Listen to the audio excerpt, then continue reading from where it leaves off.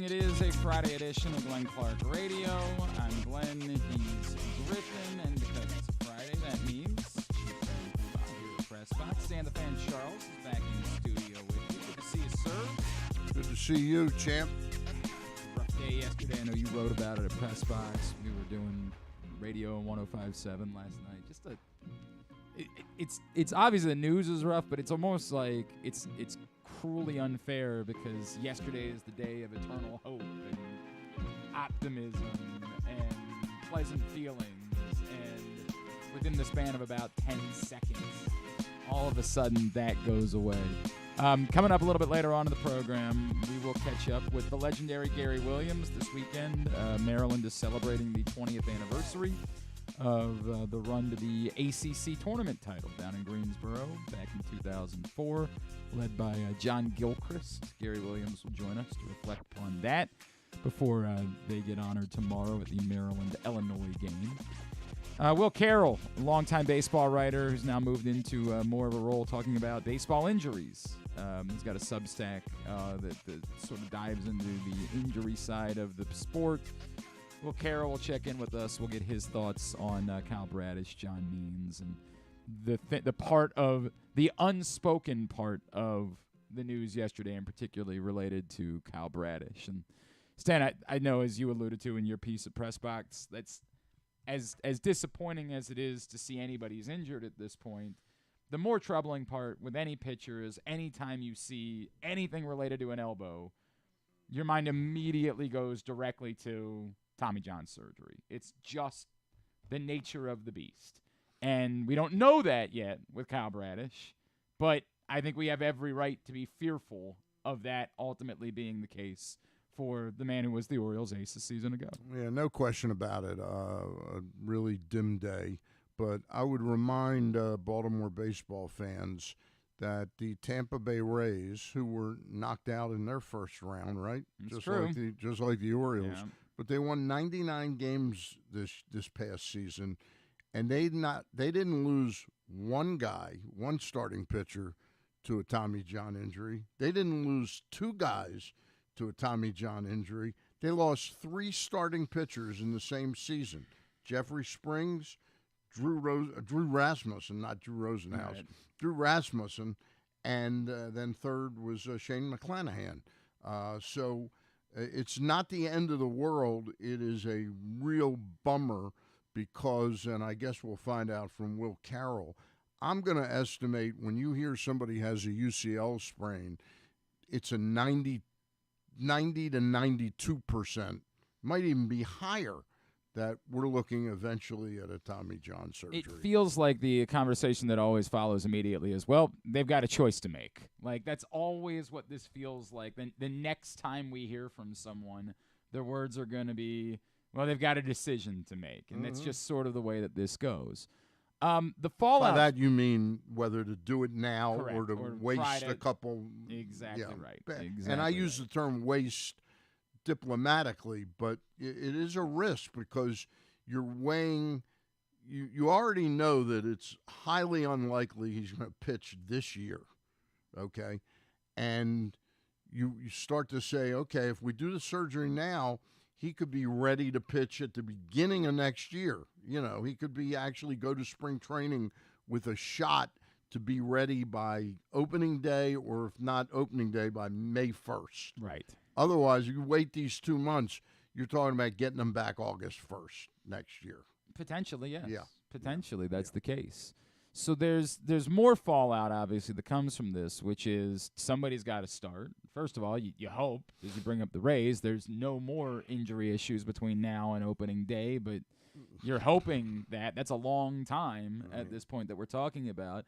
And the John Means thing doesn't appear to be quite as serious, but you're now talking about someone who's pitched very little over the span of the last 2 seasons, and you're just sort of getting to the point with John Means where you're not sure what you can count on. I have a theory, as I wrote, I think, in the piece. I think the Orioles would be wise to almost view him and Cole Irvin as one pitcher and say, boy, if we can get 160 innings out of these two people, that'll take up one of our rotation spots, because the idea of counting on John Means, as much as we love what he brings to the table when he can get to the mound, it's just not realistic.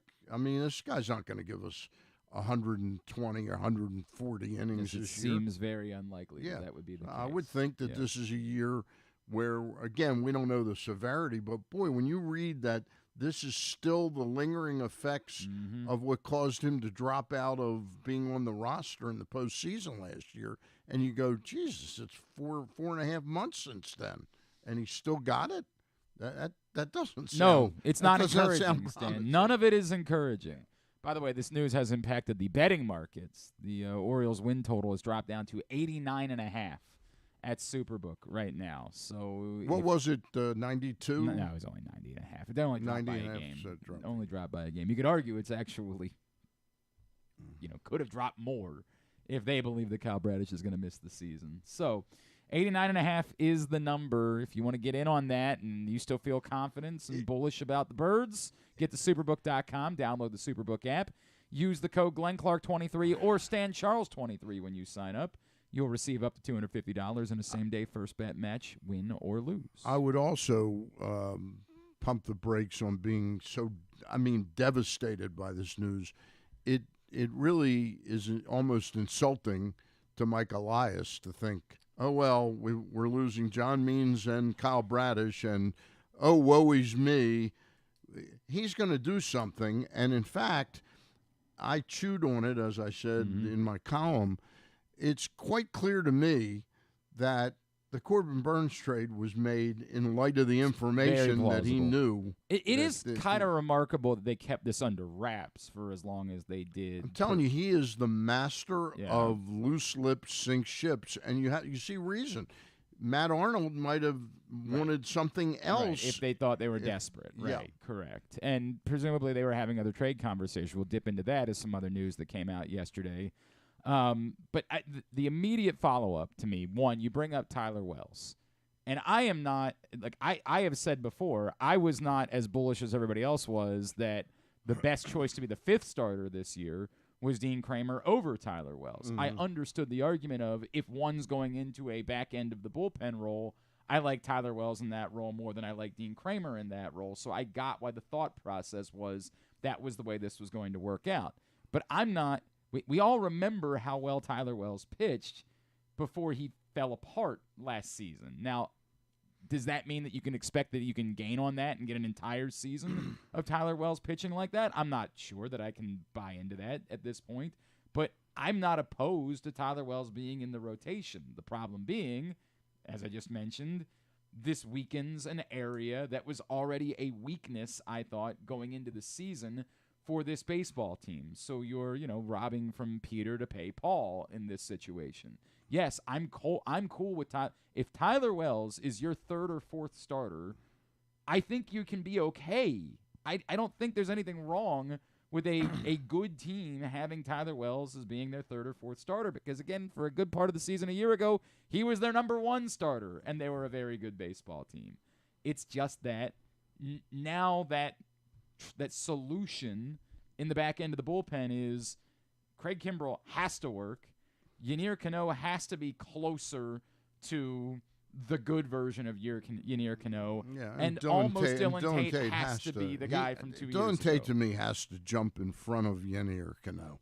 I think that's a vital thing to happen. I was not impressed with Yennier Cano the last 2 months of the season last year. So, what's brutal is over the course of since, August 28th last year, the Orioles have only played 33 games, and they've lost Felix Bautista and Kyle Bradish, both for a year plus. Likely. Likely. Yeah, likely. Yeah. We got to be careful on how we talk about it with Bradish because we don't know Look, that yet. But yes. a couple of these, there's a few of these fluke pitchers that do the rest and PRP injection, and somehow they, it has to do, I think, with the severity.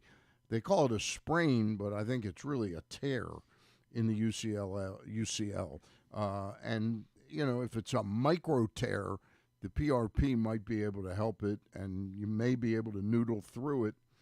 And I don't know whether you're just dodging a bullet Right. that you pay a year from now, but it's a drag. But The other part of this is that you need Grayson Rodriguez to be ready to step up, to be the guy that we all believe, based on his talent, Grayson Rodriguez is capable of becoming. That's to me the other big fallout from the injury to Kyle Bradish, is that there's not really a lot of room this season for Grayson Rodriguez to still be experimenting and be figuring it out. And that's one of the things that is an unintended consequence of this, or collateral damage, is it was so nice with Burns and Bradish in front of him. The pressure on him wasn't enormous. Now it's all of a sudden, hey, man, we really, everybody's not going to say it, but they're going to look at him like he's really got to be the man. 100%. And there's, ramifications that go beyond that, because Corbin Burns ain't going to be around past 2024. So I'm not so sure of that. I hope you're right, but I am not so sure. The history does not suggest that it's likely that you're going to be able to make that happen. I hope there's a lot of things that change under David Rubenstein now moving forward, but we will see. Sure, we will see that. As far as what you could do, we all know what the big ticket items that are still out there are, and add to that list this report from the Miami Herald yesterday that indeed the Orioles hadn't been involved in conversations about Jesus Luzardo. They didn't paint the timeline for us to know definitively. Were they in on Luzardo until they made the Burns move? Were they in on Luzardo still after the Burns move? And I do think that's interesting. The report from the Herald suggests that the bridge that was too far was that the Marlins wanted Samuel Basallo, and the Orioles weren't willing to go there. And that's understandable, I think, although I've gotten into a conversation the last couple of days about how untouchable Samuel Basallo really should be. We were talking to Kylie McDaniel the other day. Kylie McDaniel says, dude, Samuel Basallo is not a catcher, like, long-term. It's not he's confident. He is not a catcher. He's a bat. And if that's the case, then I'm probably less inclined to say Samuel Basallo is wildly untouchable. I don't know if Luzardo is the right return. Well, 3 years of control. It's a big deal. It's a big deal.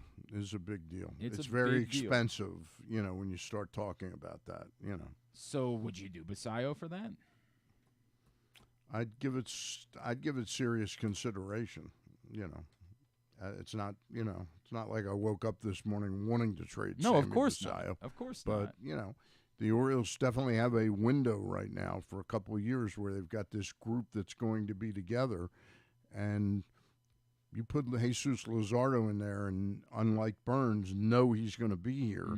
I'd be feeling real good about our chances. Extending this out past this season, and that buys you that. I'm still not sure that to your point, like, I'm not ready. I haven't seen Sammy Basallo have one at bat. I've never even bothered to look at video because it's a couple of years away. And I'm not saying I always want to give up a couple of years away players, but Eric says he is a really special hitter. There's a lot of people that believe he'll be the number one prospect in baseball this time next season. There's a lot of people that feel that way, and that seems if I'm talking Basallo, I'm getting back an old friend. I'm getting back Tanner Scott too. I'm getting Tanner Scott and Luzardo, right? And I'm really going after it this year. Which becomes tricky because I don't know that the Marlins are outright saying we don't think we're going to try to win this year. We just want to sell parts, versus them saying, hey, we have a surplus of pitching. And if you want to dip into that and you can give us something that, again, we believe is found gold, then we'll do that. So I don't know if they'd be willing to dip in, but I'd certainly be interested in them being inclined to throw in Tanner Scott as well, and what that would mean. Maybe you got to do Samuel Basallo and Judd Fabian or something like that in order to pull it off. I'd listen. I think you'd have to give up more than Basallo to get Luzardo. I mean, I probably think you're talking a package that starts with Basallo. That's fair. I mean, I'm thinking Ramon Urias is a player that would be a nice little, not like a centerpiece of a trade, but when they're looking at their team, he's a Gold Glove caliber defender where they have Jake Berger at third base right now. They've got Josh Bell at first, so first is kind of cut off, but Bell and Berger could DH, Urias would be terrific at third base. He could play second base. So I would expect he might be a part of this. They might want Connor Norby, and they might want one of the outfielders, Kerstad and or Kauser. I would think that it would be to say Basallo and Kerstad would. Ooh, that would be. That's a really heavy price to pay at that. Would you have done the Basallo trade for Luzardo, like Basallo and change, before the news of yesterday?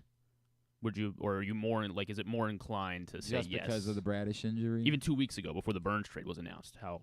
I think before the Burns trade, I'd be inclined to do a lot of things, right? Yeah. Like they desperately needed somebody. They needed now, today or after the Burns trade. It's a good hypothetical, Griffin, but I don't know. Well, I just clearly don't know. knew that Bradish's season was in jeopardy. Mm-hmm. They knew that because he had the PRP in January. I believe think that's the case. Yes. Yeah. So very, I'm not very. It's troubling news as a baseball fan. Well, but what baseball fan doesn't suffer these things? Again, of course. I remind people that the Tampa Bay Rays won 99 games last year, losing 3 of their starting pitchers. So we add to the conversation. It doesn't need to be a trade for Luzardo. That doesn't have to be the case. There are still pitchers that are available. Pitchers out there, yeah, that don't cost you anything in a trade. Now, there's a huge range there. There's the top of the market that we assume the Orioles won't go back to.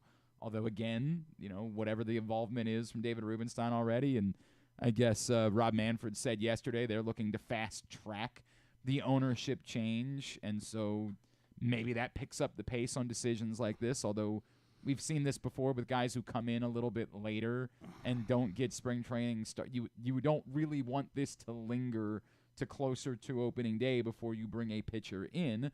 But perhaps if David Rubenstein is confident with where they are in the process today, and remember, he said the other day what he wants to give back to his hometown. Well, giving back Jordan Montgomery would be wonderful. We'd be all in favor of you giving back Jordan Montgomery to start things off.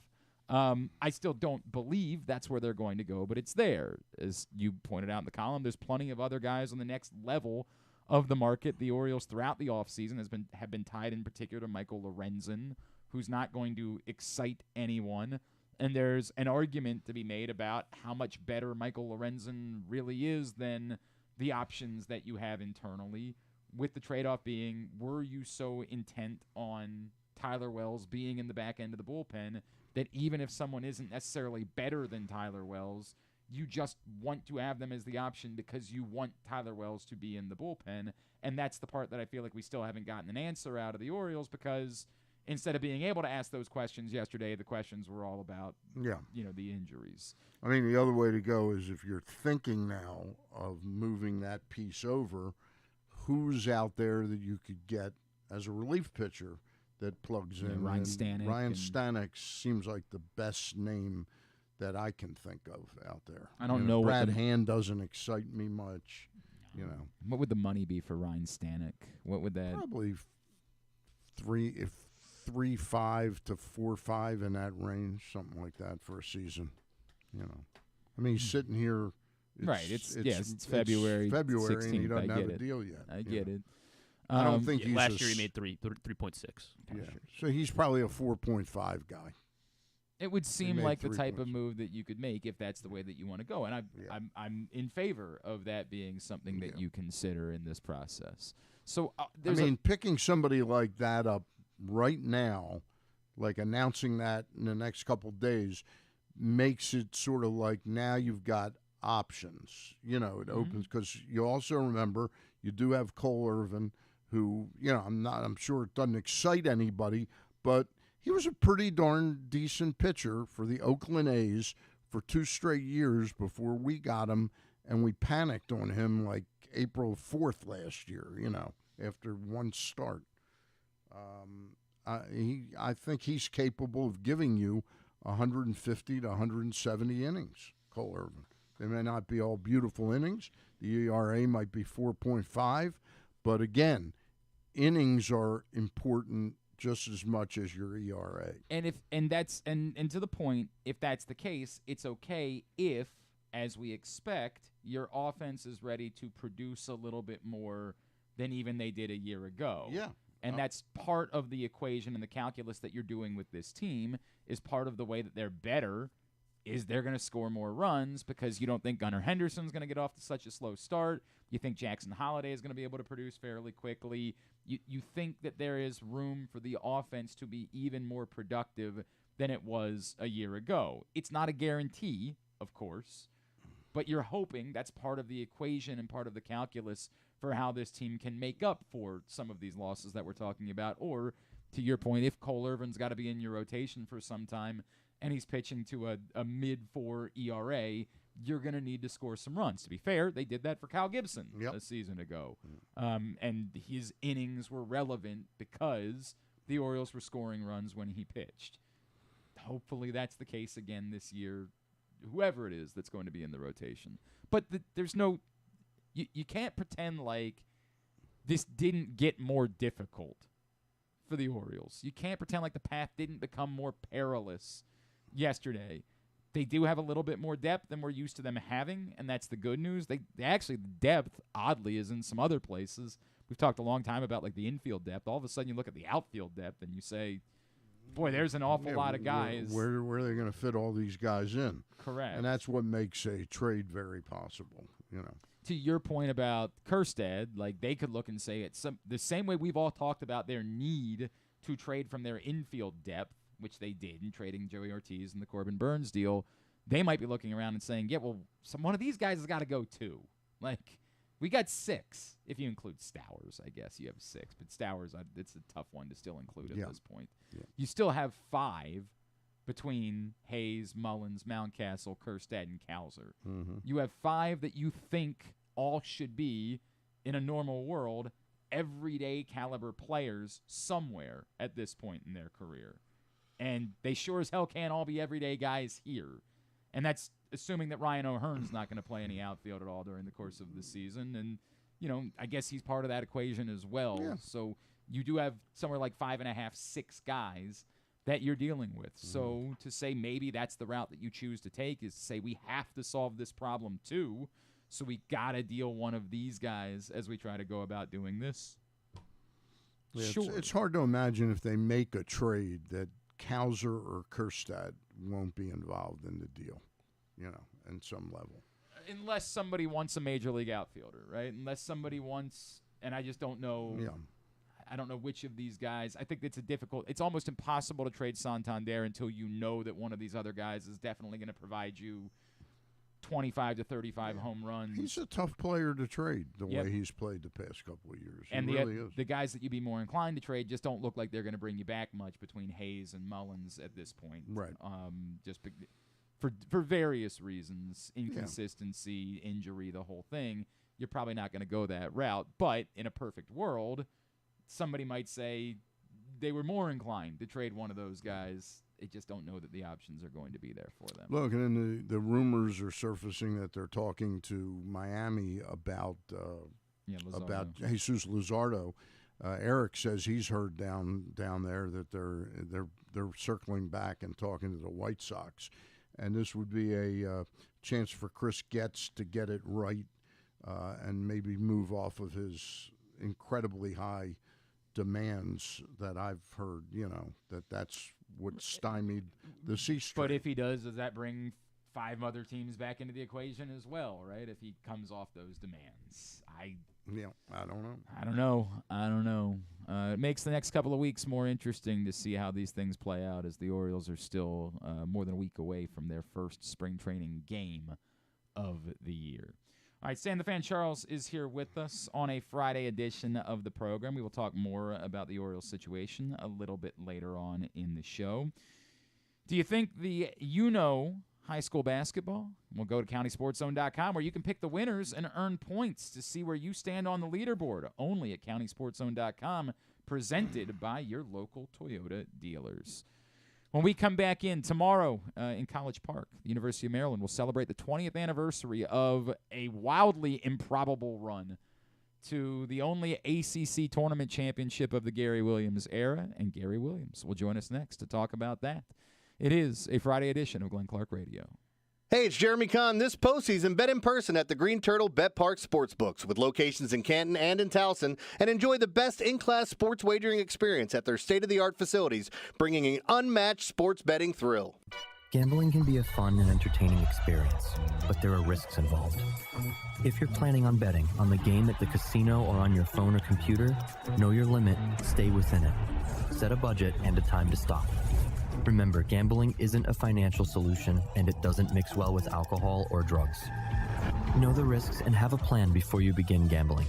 For free and confidential services, call 1-800-GAMBLER 24/7 or go to helpmygamblingproblem.org. Discover your next favorite beer crafted in the heart of Charm City. At Guilford Hall Brewery, we believe beer should be flavorful and easy to enjoy. Our meticulously crafted lagers and ales are derived from centuries-old European brewing traditions, a staple for both the seasoned beer aficionado or a novice hophead. Experience beer styles that dare to showcase the exceptionality of simplicity. Visit our restaurant and brewery at 1611 Guilford Avenue or view our menu and tap map online at guilfordhall.com. Guilford Hall Brewery, European tradition, Baltimore charm.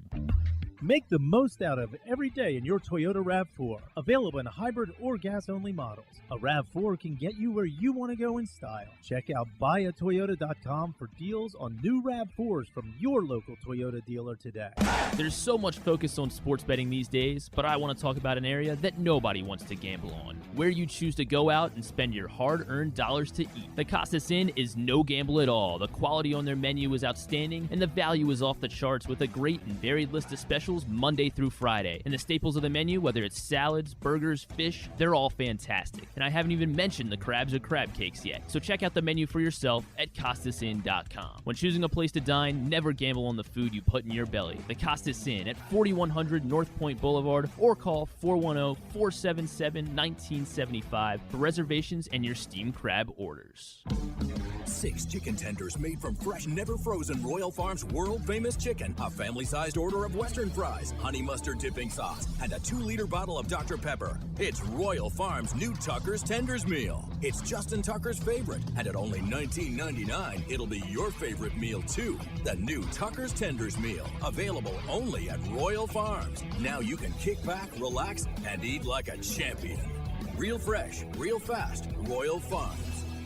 What company has the expertise to make your home healthier by purifying your air and killing all viruses, allergens, and bacteria? A.J. Michaels, Heating and Air Conditioning in Baltimore and Annapolis, ajmichaels.com. Hungry? With 7 locations throughout Maryland, Glory Days Grill is always right around the corner. They have wings, burgers, salads, sandwiches, and drinks to satisfy everyone, as well as tons of televisions and sound delivered right to your phone. Glory Days is the best place to watch football or whatever your favorite sport is. While you're there, be sure to check out Goose Flights Lager, named in honor of legendary Raven Tony Goose Siragusa. $2 of every can is donated to the Goose Flights Foundation. Glory Days Grill. Great food, good sports. One of the things that's definitely wrong with this country is that this dude still has a job somehow, some way. Glenn Clark. Griffin, you want to let everybody know why it's always a good time to be at Live Casino and Hotel?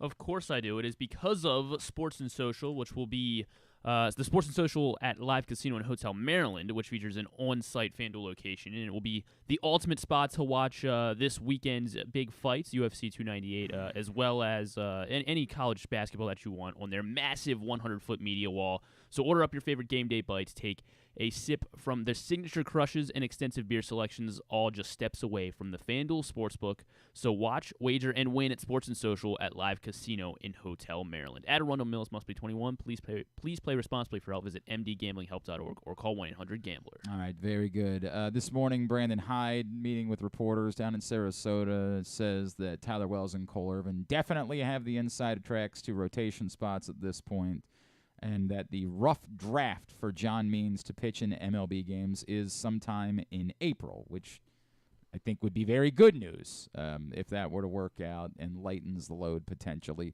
for what it is that the Orioles are dealing with. Coming up in just a second, Gary Williams will join us as we will catch up with the former head coach at the University of Maryland. They get ready to celebrate the 20th anniversary of the ACC Tournament title. Last night, a historic moment in college basketball as part of a 49-point effort.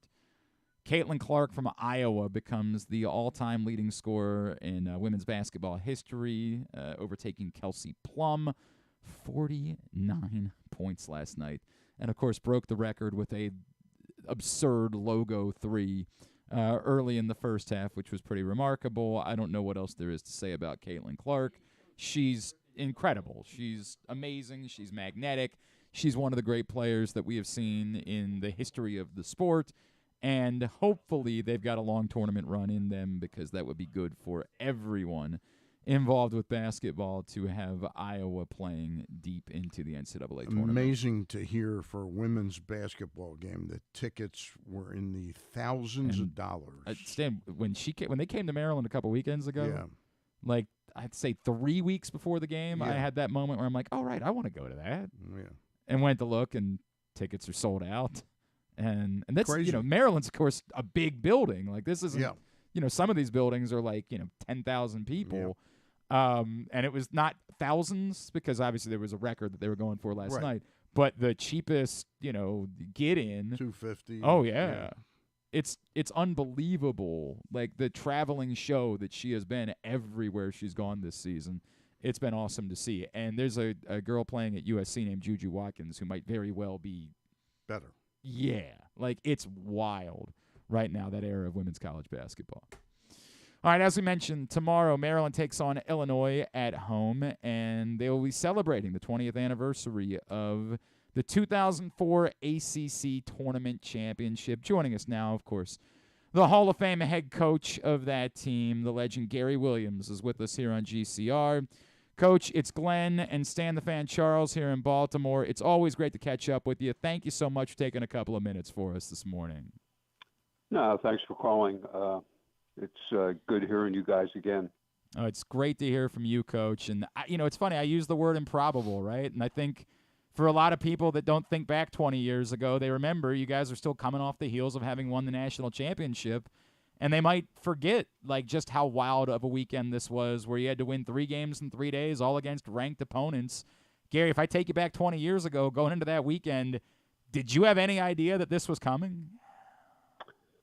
Well, we had kind of an up and down year. We weren't real consistent, but we had moments where we were pretty good. We had lost some really key backcourt guys the year before, and Steve Blake and Drew Nichols. Whenever you lose your backcourt, that experience, how to play, situations, all that comes down to your guards a lot of times. So I was very concerned with that. But, John Gilchrist came on and he was a very strong, tough point guard. And he obviously had the 3 best games of his career in the ACC tournament. His performance for the guys that go way back, rivaled Randolph Childress, who played for Wake Forest and just had 3 days where he dominated. And that's what John Gilchrist did. And, we beat Wake. They were on Friday night. We had the 9 o'clock game. They were the number 3 seed. And then Saturday afternoon at 1, we played NC State. They were the number 2 seed in the tournament. And then we beat Duke, the number 1 seed. Duke had won 5 straight ACC championships going into that game. The winner of the conference tournament is the ACC champion.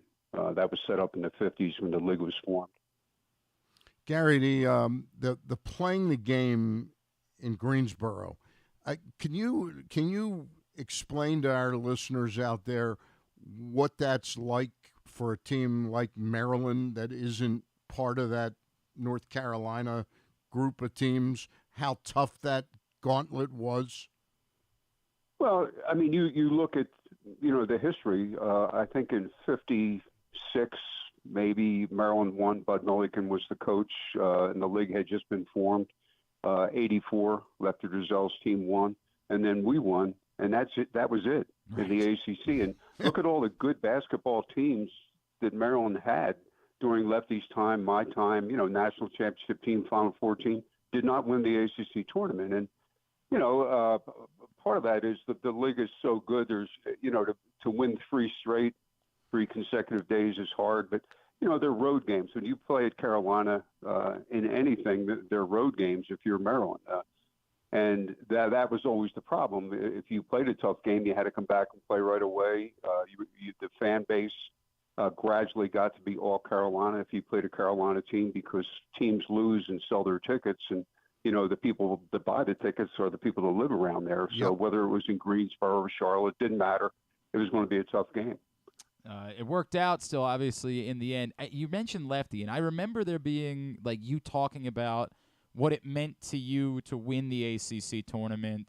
And remember you talking about, because you knew how much it meant to Lefty to win the ACC tournament in the 80s. And I don't remember exactly, what the synergy was, but could you remind me of why that was so important to you and Lefty's role in all of that?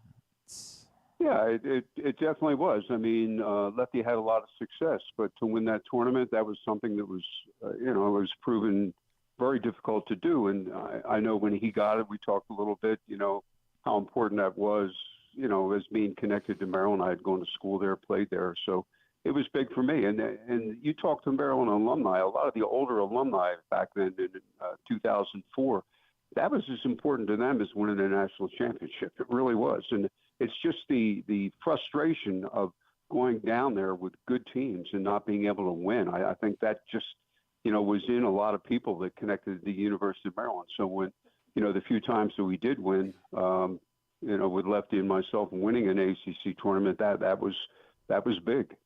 It clearly was. It was a big deal. Do you feel any sadness that it doesn't exist? I say this, like, the ACC doesn't really exist anymore, right? Like, no, I mean, yeah, it's not. We got a lot of heat when Maryland went to the Big Ten. Obviously, I think it was 2014.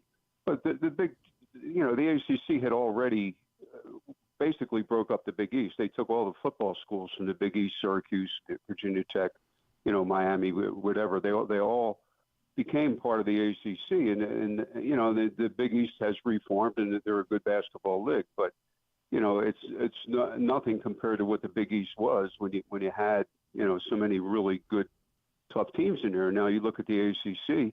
I mean, when that was a 9-team league, you played a ranked team probably half your games in a normal ACC season, and everybody knew the teams. The rivalries, all that stuff was there.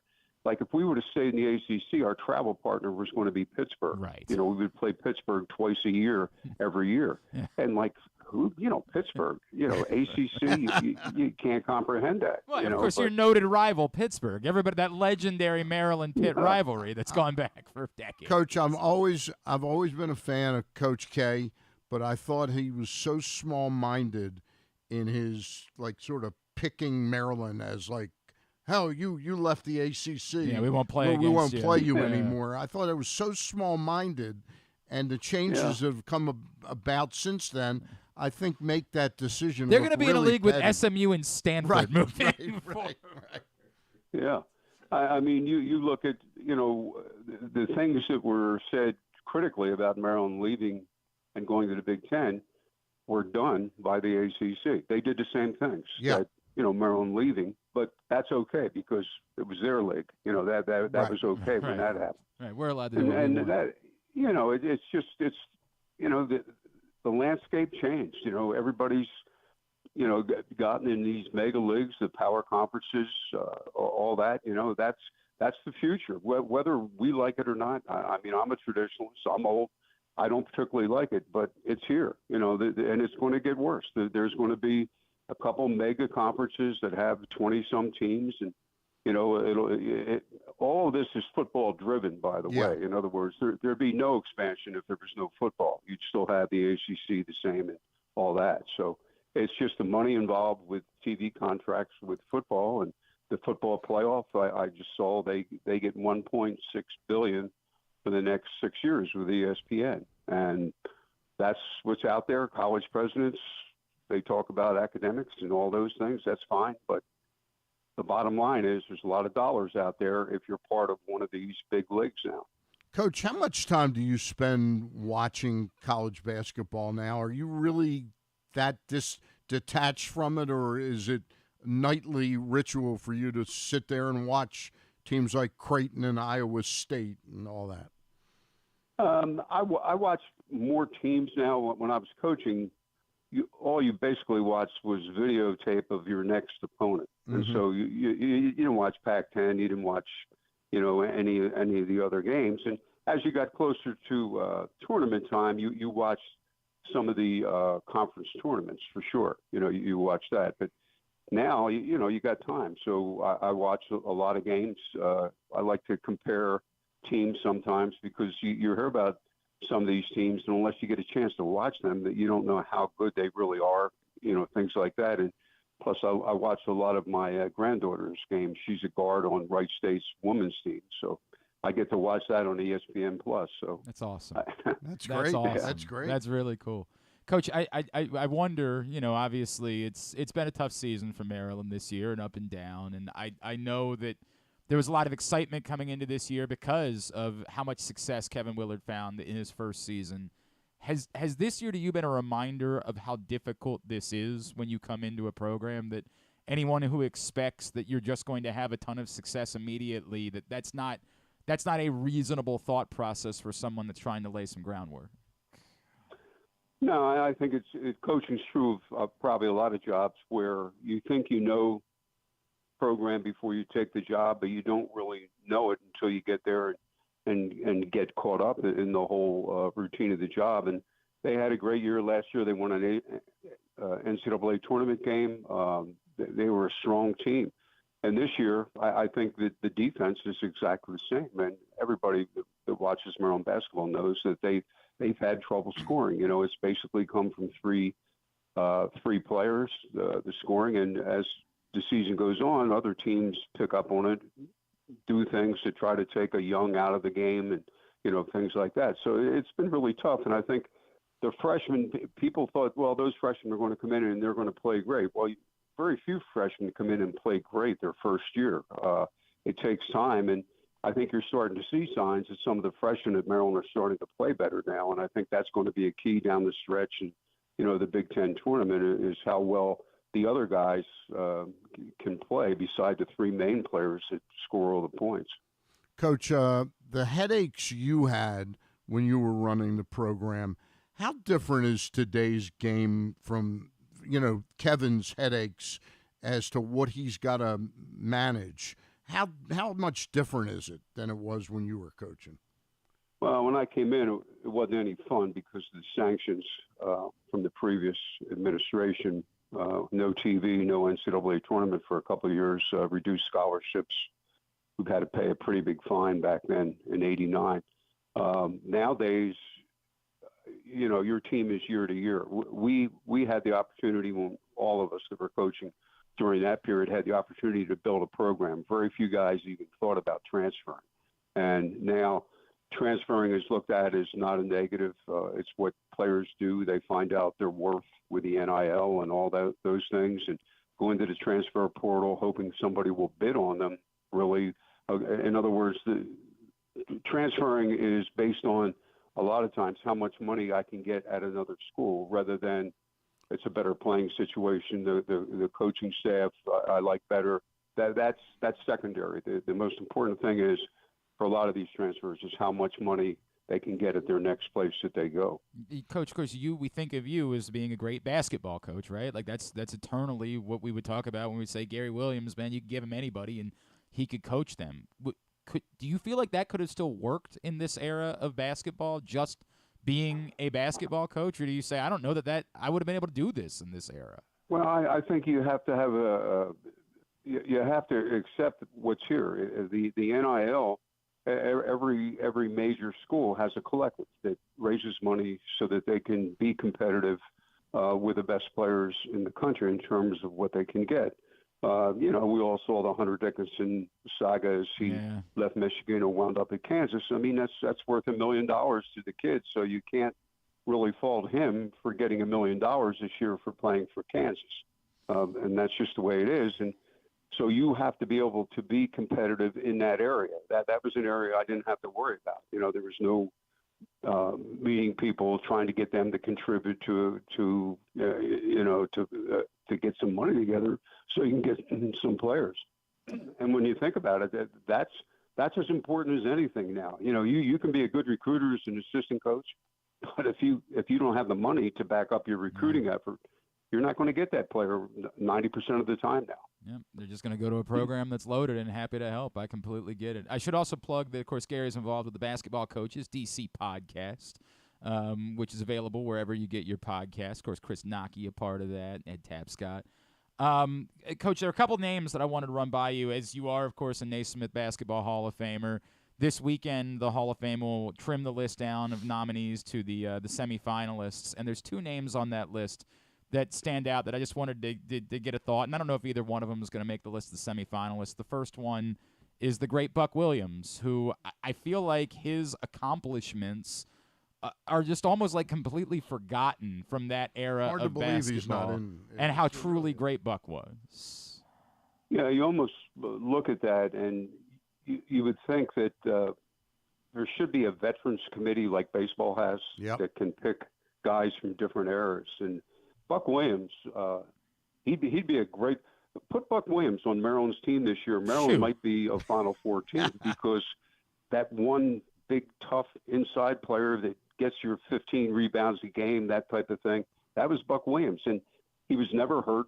You know, he just was consistent. He could score inside, played in the NBA for 15 years. He definitely should be in the Hall of Fame. But like you guys said, time goes by. People have short memories sometimes. You know, it's always that next great player that people talk about. And, you know, Buck is – I've gotten to know Buck very well, and one of the great people, one of the great representatives of the University of Maryland. The other one I wanted to run by you, I genuinely don't think I've ever asked you about him, and I don't know what your relationship was like, but I'm pretty sure you guys played against each other a couple of times. We just lost him a couple years ago. One of the winning. How crazy it is to you that a guy that all he ever did was win like 1,000 games isn't in the Hall of Fame at this point. Yeah, and you know, Jim Phelan, obviously what he accomplished at Mount St. Mary's is incredible in terms of number of wins. I think, once again, the time he had a lot of those wins, and you know, the lack of publicity, lack of TV that you get at a place like Mount St. Mary's goes into that. And you know, certainly based on number of wins, he should be in the Hall of Fame. Whether that impresses the committee, and I think it's 24, 25 people on the committee, and I know there's been some letter writing done for Jim Phelan to the committee. It just you know, you send a letter to the Hall of Fame committee. That's what you do. And Jim Phelan, you know, you look at, to me, you should look at the impact that a Jim Phelan has had on the game. All the players that have played for him, going on to be successful, things like that, really don't get the attention that you know, things like that should get when you look at situations like that. And you know, the Hall of Fame has expanded in terms of the number of college coaches they take. So, you know, hopefully he gets his turn this year. Coach, last question I've got for you is, I know how much this program means to you, what you kind of gave up to come to Maryland and what you had to fight through there. Is the program, in your estimation, in good hands in Kevin Willard right now? Yes, it is. He is, you know, he was a seat in the hall, and that's one of those jobs where you don't have the same resources that a lot of the Big East teams had, and you had to fight for everything and do that. So he's got that in his makeup as a coach, you know, his ability to fight, and he'll you know, you go into the Big Ten now, especially next year with Southern Cal, UCLA, you know, things like that, the travel that's going to be involved. I think he's tough enough for the job.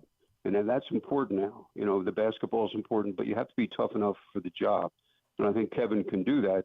Plus, he's, you know, it's this, you know, this time of college basketball, you know, he's young enough where he can wrap around this whole NIL transfer portal process. And, you know, you look at the good teams now in college basketball, most of them have at least one or two transfer portal guys, because coaches would rather take a guy that averaged, say, 10 points a game at a pretty good team in college than take a high school guy who might be averaging 25 points a game in a, you know, weak high school conference or a decent high school conference. And, you know, obviously there's the top 25 high school players out there that everybody wants.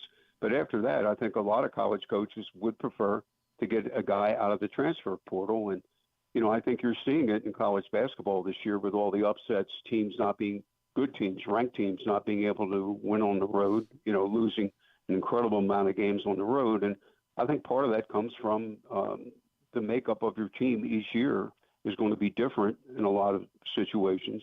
And you don't develop that toughness that you do over a 2-3 year period when you have players for that length of time that, are playing for something more than just stopping off at your place for a year.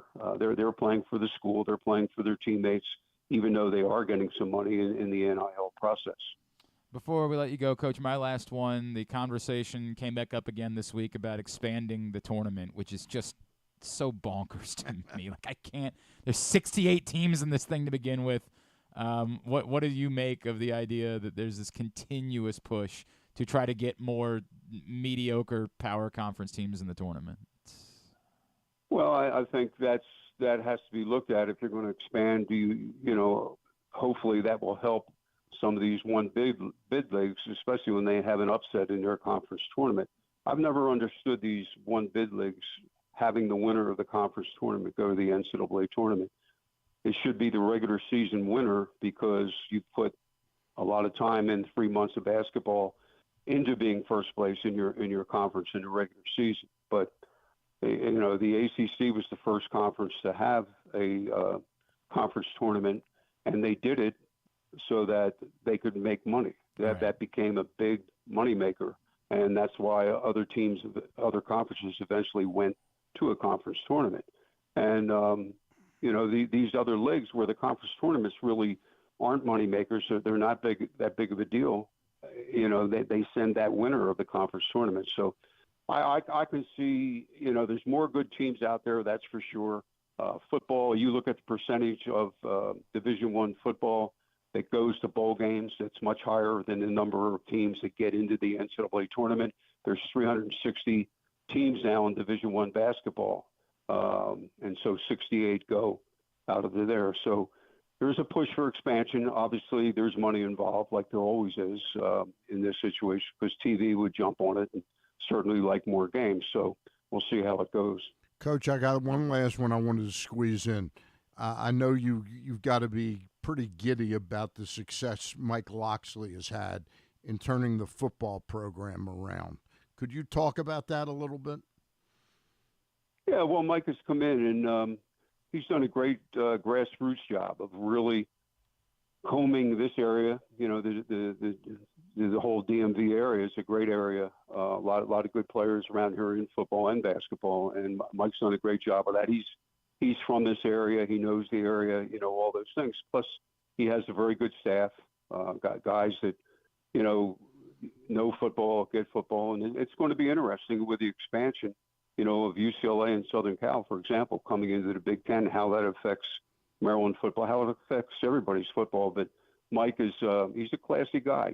He's come in and he's won over a lot of people. And now we need people to start coming to the football games. Darn I right. think that's the next big thing. I get tired of that. They want a good football program. Well, you go to Ohio State and play a football game, you got 105,000 people screaming at you all the time.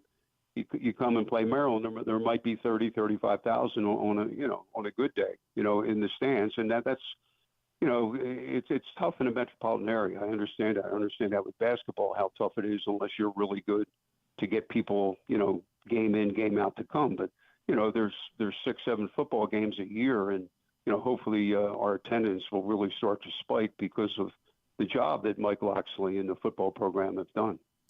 Think about that weekend down in Greensboro a lot, Coach. Think about Mike Grinnan knocking down those free throws in overtime. That's a special memory. How about that? That was Mike never shot a pressure free throw in his life until those two free throws, and he swished both of those free throws. And he also guarded J.J. Redick the last possession in regulation that Duke had, where Redick missed a jump shot, and of course Mike said he was all over him. That's why he missed after the game. But I think there was Redick had a pretty good look. Let's put it that way. Yeah, he had a decent look. Just didn't make that one. I think I remember Chris Duhon was talking trash to Grinnan before he went to the free throw line. Like, you'll never make these. You don't play. Coach, they got Beeline now is in the booth. Doing color analysis. for ESPN. Yeah, right? I do. Yeah. Now in the Big Ten Network. Beeline. John Right. I was Beeline. thinking of How Boeheim. come you're not in the doing that stuff from the I studio? did it for a year. That wasn't me. That wasn't you. I should have waited. I should have waited a couple of years because I was still in the coaching. You know, you don't just when you stop coaching, the mentality's still there as a coach where they wanted you to feel critical of other coaches and things like that. And I didn't. That wasn't me. You know, I know how tough it is to coach. I wasn't going to criticize somebody for not calling timeout or whatever. So, but if I waited a couple of years, I think I could have done it. And if Boeheim could do it, a lot of guys can do it. So. Coach, it's always a thrill spending time with you. Looking forward to the celebration tomorrow, the 20th anniversary. Thank you for taking the time for us this morning. Hey, thanks for having me on, and look forward to tomorrow. It should be a great day. Thanks, Coach. Coach Gary Williams with us here on GCR. Always appreciate You him look like taking you had the time. a tear in your eye coming out. No. But I'll tell you that was a special. That 04, just because no one saw it coming. Yeah. No one saw that coming. Yeah. This was in a way, the national championship was expected, right? Like after everything they had been through, the season they had, no one in 04 thought there was a world in which that Maryland team was winning. They went 7-9 in conference play that year. Yeah. They were mid. Yeah. When I lived down there, I went over to Greensboro a couple times. I mean, that is like a really ferocious environment. It is to win a tournament. And you're Maryland, and they played all three. They played Wake Forest, NC State, Duke. They didn't play Clemson, Clemson still had a lot of support. They were playing all of the teams that have Carolina fans. 100%. No one saw that thing coming. Good visit there. Yeah, always appreciate Gary taking the time for us. And I hope that Jim Phelan, Buck Williams make it through this first cut tonight, but I don't feel good about their chances because this ain't the first rodeo for those guys. And just for some reason, I thought that Gary's point about there should be a veterans committee. Definitely. Like any Hall of Fame should have a like the same group of people looking at these people every year and coming to the same conclusion that that's insanity. It would at least be nice to have another group of people, another group of eyes, people that and maybe you get a little bit more distance that have a different thought process and say we think you're missing something on. I mean, look at Art Modell. Not to beat a dead horse, literally dead horse, but geez, whiz. It's now like a dead issue because we've moved on to an entirely new generation. Yep. And, Stan the Fan Charles is here in studio with us. Always appreciate him hanging out on a Friday, and I always appreciate delicious Goose Flights Lager. They're available right now in cans at your neighborhood Glory Days Grill, all of the Glory Days Grill locations in the state of Maryland. Also available in cans at the Green Turtle Bet Park Sportsbook in Canton. And available in cans at Alonzo's on Cold Spring Lane in Roland Park. Available in cans and six-packs at Guilford Hall Brewery in Station North. And, of course, the Costas Inn in Dundalk. And six-packs and cases still available at the Wine Source in Hamden. It's not just a delicious beer. It's not just an awesome collector's can. On top of those things, it's also doing good for now even our community, as we've heard from Sammy Siragusa, that folks in need in this area have started reaching out to the Goose Flights Foundation and the work that they're doing to provide non-emergency medical transport for those in need. $1.98 from every can sold goes directly to the Goose Flights Foundation and what they're doing to continue Tony Siragusa's legacy. If you want to know more, if you already forgot those places that I just listed that Goose Flights is available, go to PressBoxOnline.com/GooseFlights and find it there. And enjoy a Goose Flights this weekend, or 6, or 12, or 107. I don't know. I don't want to tell you how to live your life. When we come back in, we're going to talk a little bit more about Kyle Bradish and John Means, too, I guess, as our friend Will Carroll, the injury expert, will join us next. Stan's here. It's Glenn Clark Radio. Why bet with the big boys this football season? Instead, try your hand with the local book, Superbook Sports, this fall. Superbook Sports is the book next door. Just a dedicated team of the best odds makers in Las Vegas, making sure you get the best prices and parlays anywhere. And now, Superbook will give you a bonus of up to $250 when you sign up and wager on the same day and use the promo code GlennClark23, GLENNCLARK23. So bet with the best best and use the promo code GlennClark23 this football season with Superbook Sports. Visit superbook.com for terms and conditions. Gambling problem? Call 1-800-GAMBLER.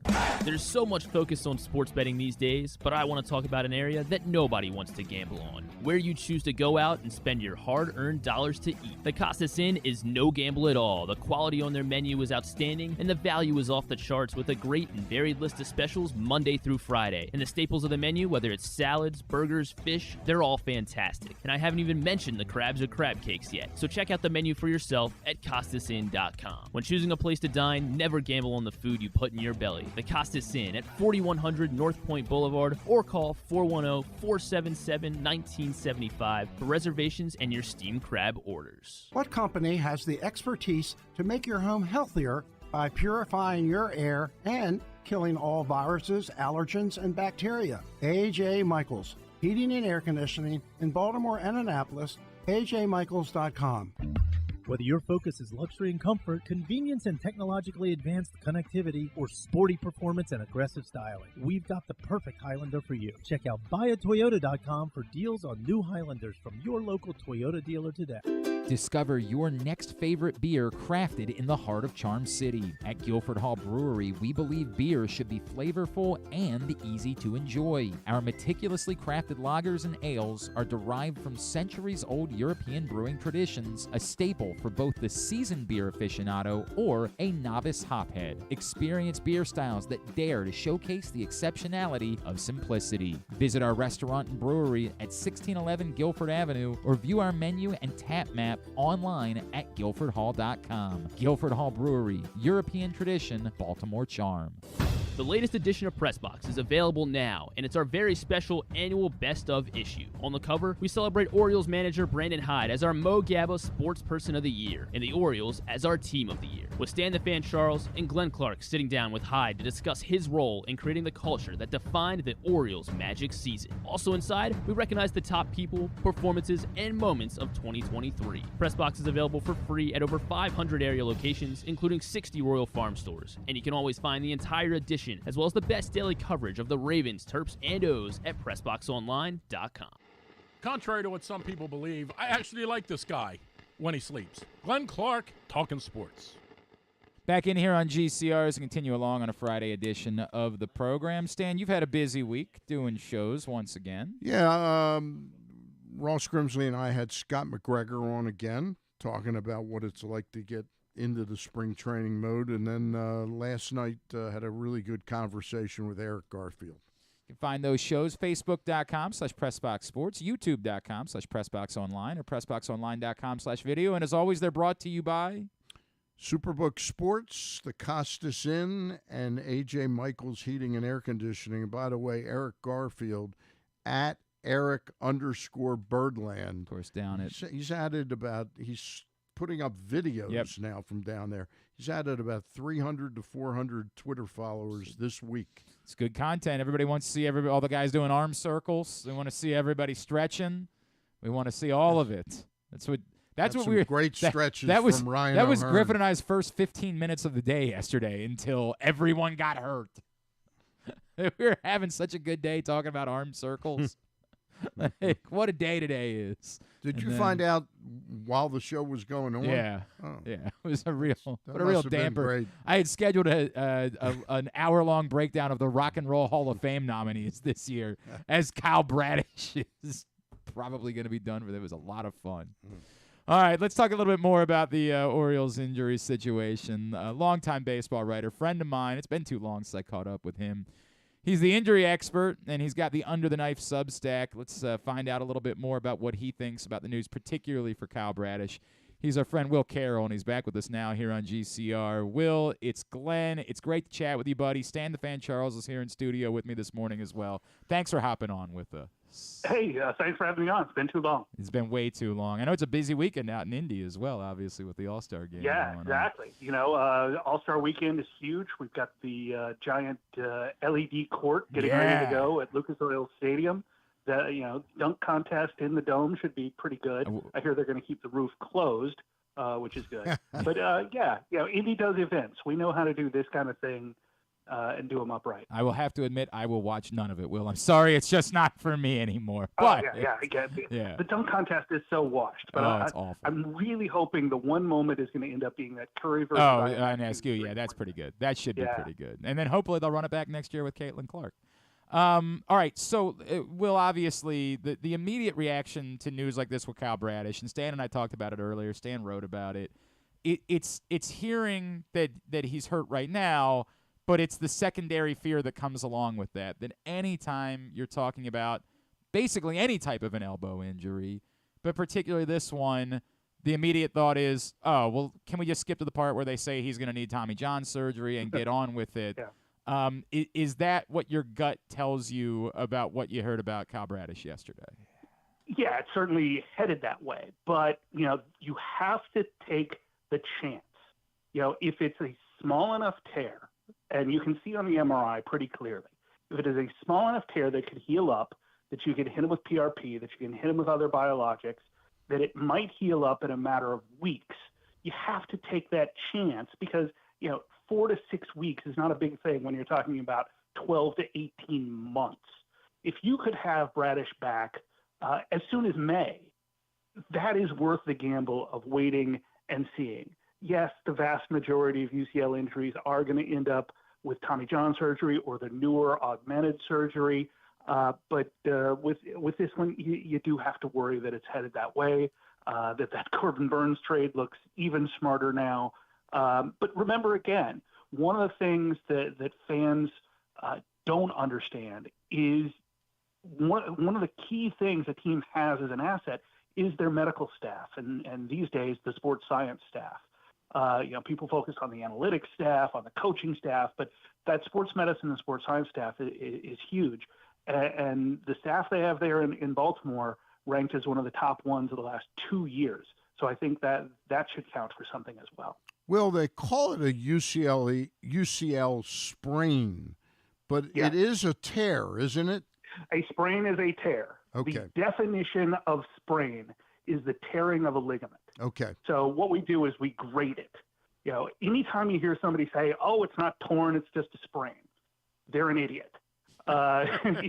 Just as simple as that. Yeah. A sprain is a tear. If you go to my Twitter feed, I wrote an article about this in 2014, explaining the difference. When you strain, a strain is just the tearing of a tendon or a muscle. So it comes in degrees. Anytime you get to about a 25 to 33% thickness tear of the full thickness of the ligament, that's where it has to be reconstructed. Again, I mentioned this earlier, there's now augmentation where they can put a piece of suture tape in there. It looks kind of like a really small shoelace made out of Kevlar or a Kevlar-like substance, and that overlays it, and guys are coming back in weeks. I have a thing not terribly far from you guys. There was a girl that tore her ACL, was back playing 6 months to the day. Playing. And so that kind of surgery, we're seeing huge jumps. So hopefully, worst case, that's one of the possibilities. That's for Bradish. That's fascinating about women's tears because aren't they more prone to tears? Yeah, they are. There's a lot of reasons for that. First, they're usually not given as much care. It's just one of the sad things about America. The other is they're a little more prone to it from the anatomical standpoint, right. The way the thing. But there's actually studies showing that's not really that big a deal. When you take a look at ACL prevention programs in soccer, we've seen 45% reductions, and yet youth sports around America do almost none of this. Well, let me follow up that. So tell us exactly, and I'm a little familiar with this, but I certainly couldn't explain it as well as you. What the PRP injection, where did that start to come from? And is there actual medical data that supports that it can help the healing process? Yeah. That's a great question. PRP is platelet-rich plasma. What they do is they take your blood out of you, put it in a centrifuge, and basically spin the platelets out there. So it's a concentrated blood product from yourself. They inject it back in. The theory is, and this started in the late 70s, early 80s, the theory is that the healing factor is in the platelets. If you can put it directly into the healing site rather than waiting for the body's own process, you can speed the healing. There's a lot of studies on this and things like it. They're very mixed. I can remember hearing Dr. Andrews back, probably 7-8 years ago, saying he did it on pretty much all his patients. He wasn't convinced it helped, but he knew it didn't hurt. So, even if you're just getting the placebo effect, then it's something. There's other products where they add things in, things like orthokine. You probably remember Kobe Bryant going to Germany for therapy. Yeah, I do remember. It's not legal here because it takes the blood out, adds things to it, and is stored for over 24 hours. There are other things like biologics, which are basically other agents. When you talk about some of these miracle drugs we have now, like Humira and things that are for other diseases, it's things that are biosimilar. And so you'll see things like that. So you'll often see things like stem cell injections. They basically take the bone marrow out of your hip and then inject it into the site of an injury, again, hoping to speed up the healing process. He is Will Carroll, the injury expert, the Under the Knife Substack. He's with us here on GCR. Will, if we could talk timeline a little bit. So both scenarios, the scenario where the tear is not that bad and it doesn't immediately require surgery, what does that timeline look like for Kyle Bradish? And on the flip side, like at what point, if you're going to end up having the surgery, do we say now it might impact Kyle Bradish's availability for the start of 2025? And when's the appropriate time for that decision to be made? Yeah, you make it when it's medically necessary. You're going to do the PRP, you're going to do the therapies and rehab and rest. There's not really a whole lot they can do, and he'll get out there. A couple of years ago, I remember, this is probably 5-6 years ago, Matt Moore had the same situation. I was down at spring training. He went out with a trainer to play catch, threw 2 times, looked at the trainer, dropped his glove, and walked off. He knew at that point it wasn't working. So it's usually a combination of the medical information and the player himself. So it'll be done. I would think they'll know by this time in March, certainly before the season starts. Is there a standard at this point for if it ultimately is Tommy John, like what the recovery time looks like at this point? I mean, I know Tommy John is not the death knell that it once was, but is there a standard at this point for, hey, assume that means it's going to be 12 months, it's going to be 14 months, whatever it is? Yeah, it's usually 12 to 18 months. Sometimes we see the 18 months as the calendar. If you're ready to come back in December, there's no games in December. Right. Sometimes they're set back. You remember John Means last year. He was ready to go in spring training and hurt his back. That has nothing to do with his elbow. It took him 18 months to come back, but he was probably ready at the 12-month mark as far as his elbow. The other thing to remember is there's that newer procedure, the augmented repair.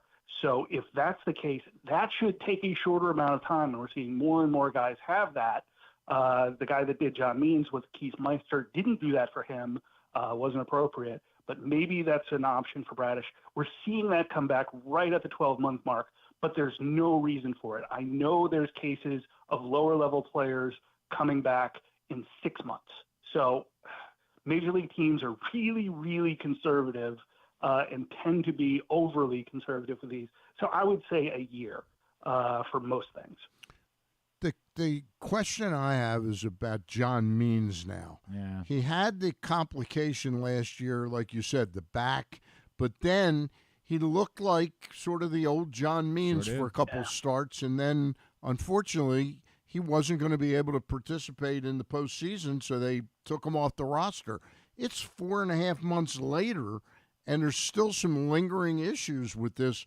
They're talking a good game like end of April or something, but what do you think's going on there? And I know you probably haven't examined him, but you know. Yeah, I have not, and I'm not a doctor, so you wouldn't want me to do that. But you did John sleep. certainly You did sleep at a Holiday Inn Express last night. I did not. I slept at home last night. Yeah, so we're in a lot of trouble now. It's one of those things where there's a number of reasons there can be some irritation. One of the complications we often see with Tommy John surgery, and it happened to Tommy John himself, is the nerve gets entrapped in the area. The ulnar nerve, what we think of as the funny bone, goes down into the forearm, obviously, and that can get entrapped by just natural scarring, inflammation. There can be bone spurs. It's drilled in there. So just the anchors can be irritating for some reason. And those can all be corrected. A lot of times you just have to get comfortable with it. There's a number of things you can do. The first thing they're going to do is hit them with some sort of anti-inflammatory, depending on what they think it is. So this is something that could be anything from very literally a nothing, where he comes back in a couple days.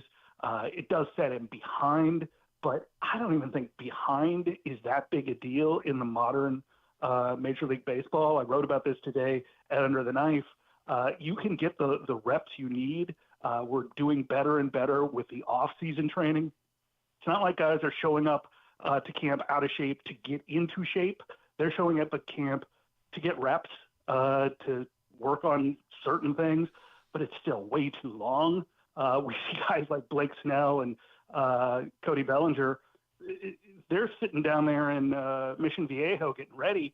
I'm not sure it's not better for them to be at the Boris Institute than it is for them to be at camp with a team doing arm circles. I wanted to ask you, you mentioned Bellinger.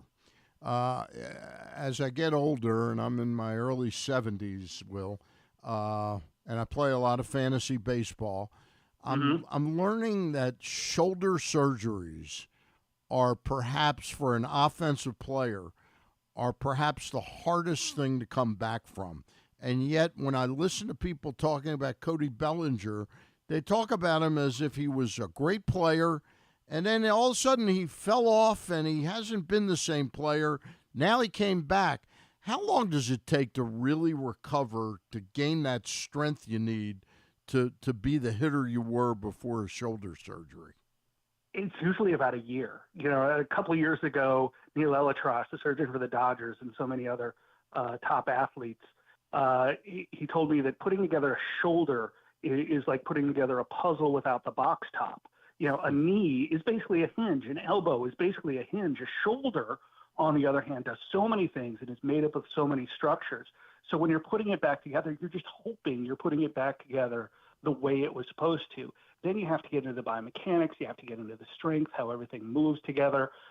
It does take a while. Matt Kemp was the one I think was kind of the prototype for this. It took him 2 years. I mean, this guy went from all world to nothing and then came back and had a good finish to his career. He never was quite as good as he was, but who is as we age. But this is one of the things where Bellinger has showed he can be a good player when his head's on straight, when everything's biomechanically sound, and he's got such a long swing that can get out. But he certainly showed that the shoulder seems to be back. He's going to have to get with the right team, and all these teams that are waiting for Scott Boras to drop his price on his guys. Man, I can't remember the last time that happened. That's a great point. It's a great point. All right, before we let you go, Will, the other, as we talking about Tommy John, obviously Felix Bautista had to do it. We talk about it not being the death knell, but like Felix Bautista was such a unique, like what he was doing was almost one of one a season ago. In 2025, can you assume that Felix Bautista can get back to that point, or do you need to see it before you believe that's the case? Well, yeah, there's no reason to believe he could do that again. There was no reason to believe he could do it in the first place. Yeah, that's There fair. are so many flukish guys who show up, especially nowadays. Guys throwing 100 miles an hour are a dime a dozen. I just saw a college kid throwing 102 the other day, and that's Division II, by the way. So it's going to be really, really interesting to see whether or not the year off hurts him. With Tommy John surgery, 93% of people come back from it. And the 7% that don't, about 5% of those are really just college kids that decide, you know what, I don't want to do a year of rehab. I'm not going to play professional baseball. So it's the success rate is almost 100%. It is as perfect a surgery as has ever been created. as we're sitting here in almost the 50th anniversary of it. So there's every reason to think Felix Bautista is going to be able to come back, going to have all the skills he had. He's going to have a year to work on things. Is he going to be able to have that kind of season again? Man, I don't know. Got one last question for you, Will. One of the most famous sports injuries when I was growing up was the line drive Gil McDougall hit Herb Score in the eye. And I got to talk to Herb Score when he was announcing for the Indians, probably in the mid to late 80s. And the word I always heard was that he was fine physically, but he changed his delivery because he was out of fear of getting hit, and it created mechanical problems. He denied that to me, but I always heard that. How much of coming back from these injuries is mental? A lot, especially from that, because we saw it last year more than ever before that pitchers were getting hit, and we don't know why. It wasn't that they were getting hits up the middle more.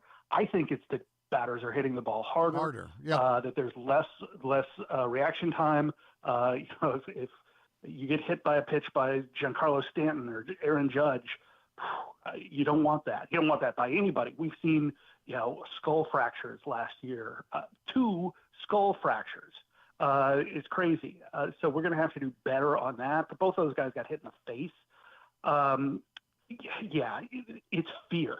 With any injury, it's the confidence that comes back last. I can remember, this is a football one, Deuce McAllister, running back for the Saints, had ACL surgery twice. And, he was just running straight forward. He was scared to cut because the last time he cut, well, it hurt. But he was playing this game. He was running up the middle. I think it was Brian Urlacher. It was one of those guys like Ray Lewis that wants to kill you as much as tackle you. And out of, fear for his life, he cut. And, the guy missed. He's running up the sidelines for the touchdown. And you could see this shot of him. And in his eyes, it was like, oh, yeah, I can do that again. He went on to have a pretty good season. But it's that confidence. That's why guys coming back, it takes them a little longer. They have to believe they can do it again. They have to understand that their body's okay again. And they have to pull things together. I can remember Kerry Wood saying after his Tommy John surgery, he didn't feel like his hand was attached to his body the same way, even though his hand was never the problem.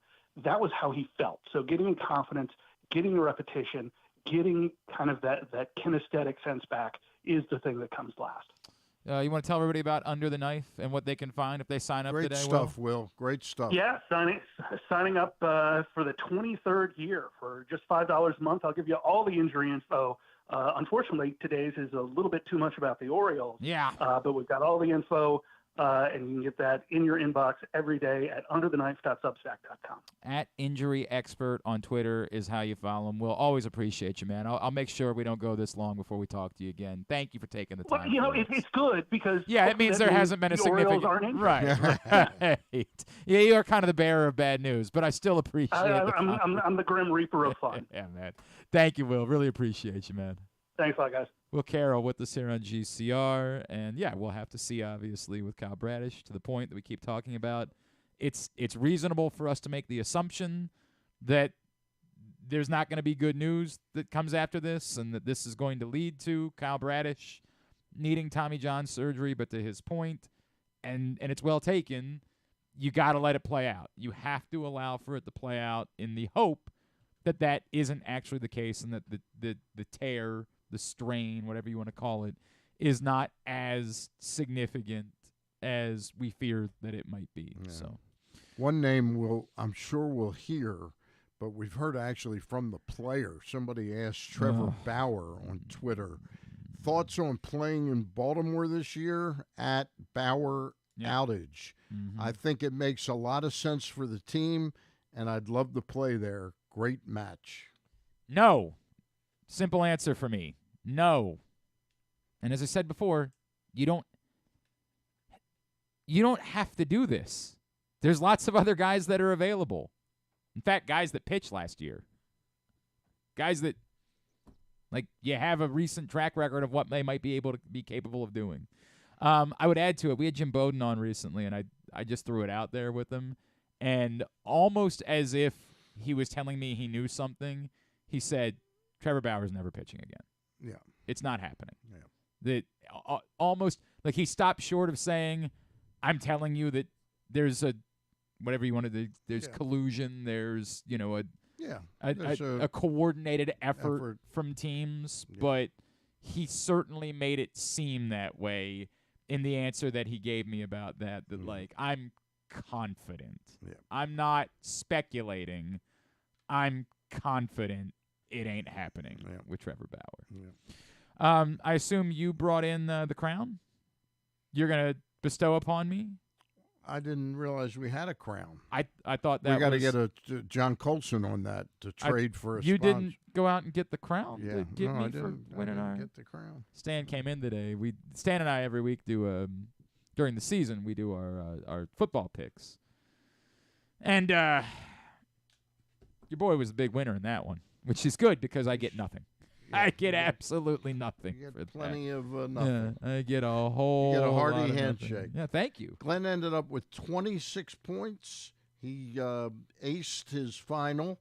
First of all, he got the 5 points for picking San Francisco to lose the Super Bowl. That was before the playoffs. We picked the Super Bowl winner and a Super Bowl loser. And then you had the Shanahan was over-under. going to Shanahan it up. You had that correct, the over-under, 47 and a half. Yeah, got close there thanks to overtime. And if not for the kicker, right, missing the extra. Well, but then it wouldn't have gone to overtime if he had made that kick. So, well, Patrick Mahomes would have known he needed a touchdown. Oh, okay, got it. Yeah. So, but if he kicks the extra, that's right. Yeah, that's true. They wouldn't have. Okay, 26 points. You had the over/under correct, and you also had Kansas City plus the 1.5.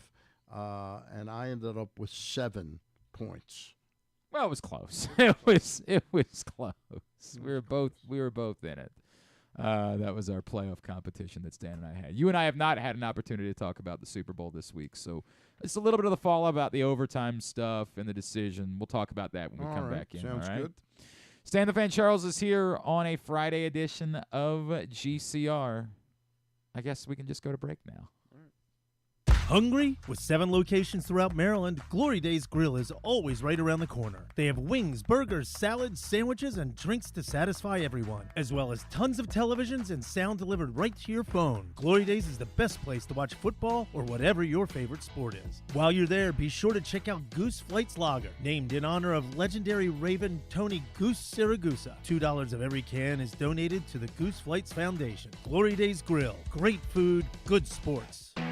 Why bet with the big boys this football season? Instead, try your hand with the local book, Superbook Sports, this fall. Superbook Sports is the book next door. Just a dedicated team of the best odds makers in Las Vegas, making sure you get the best prices and parlays anywhere. And now, Superbook will give you a bonus of up to $250 when you sign up and wager on the same day and use the promo code GlennClark23, GLENNCLARK23. So bet with the best and use the promo code GlennClark23 this football season with Superbook Sports. Visit superbook.com for terms and conditions. Gambling problem? Call 1-800-GAMBLER.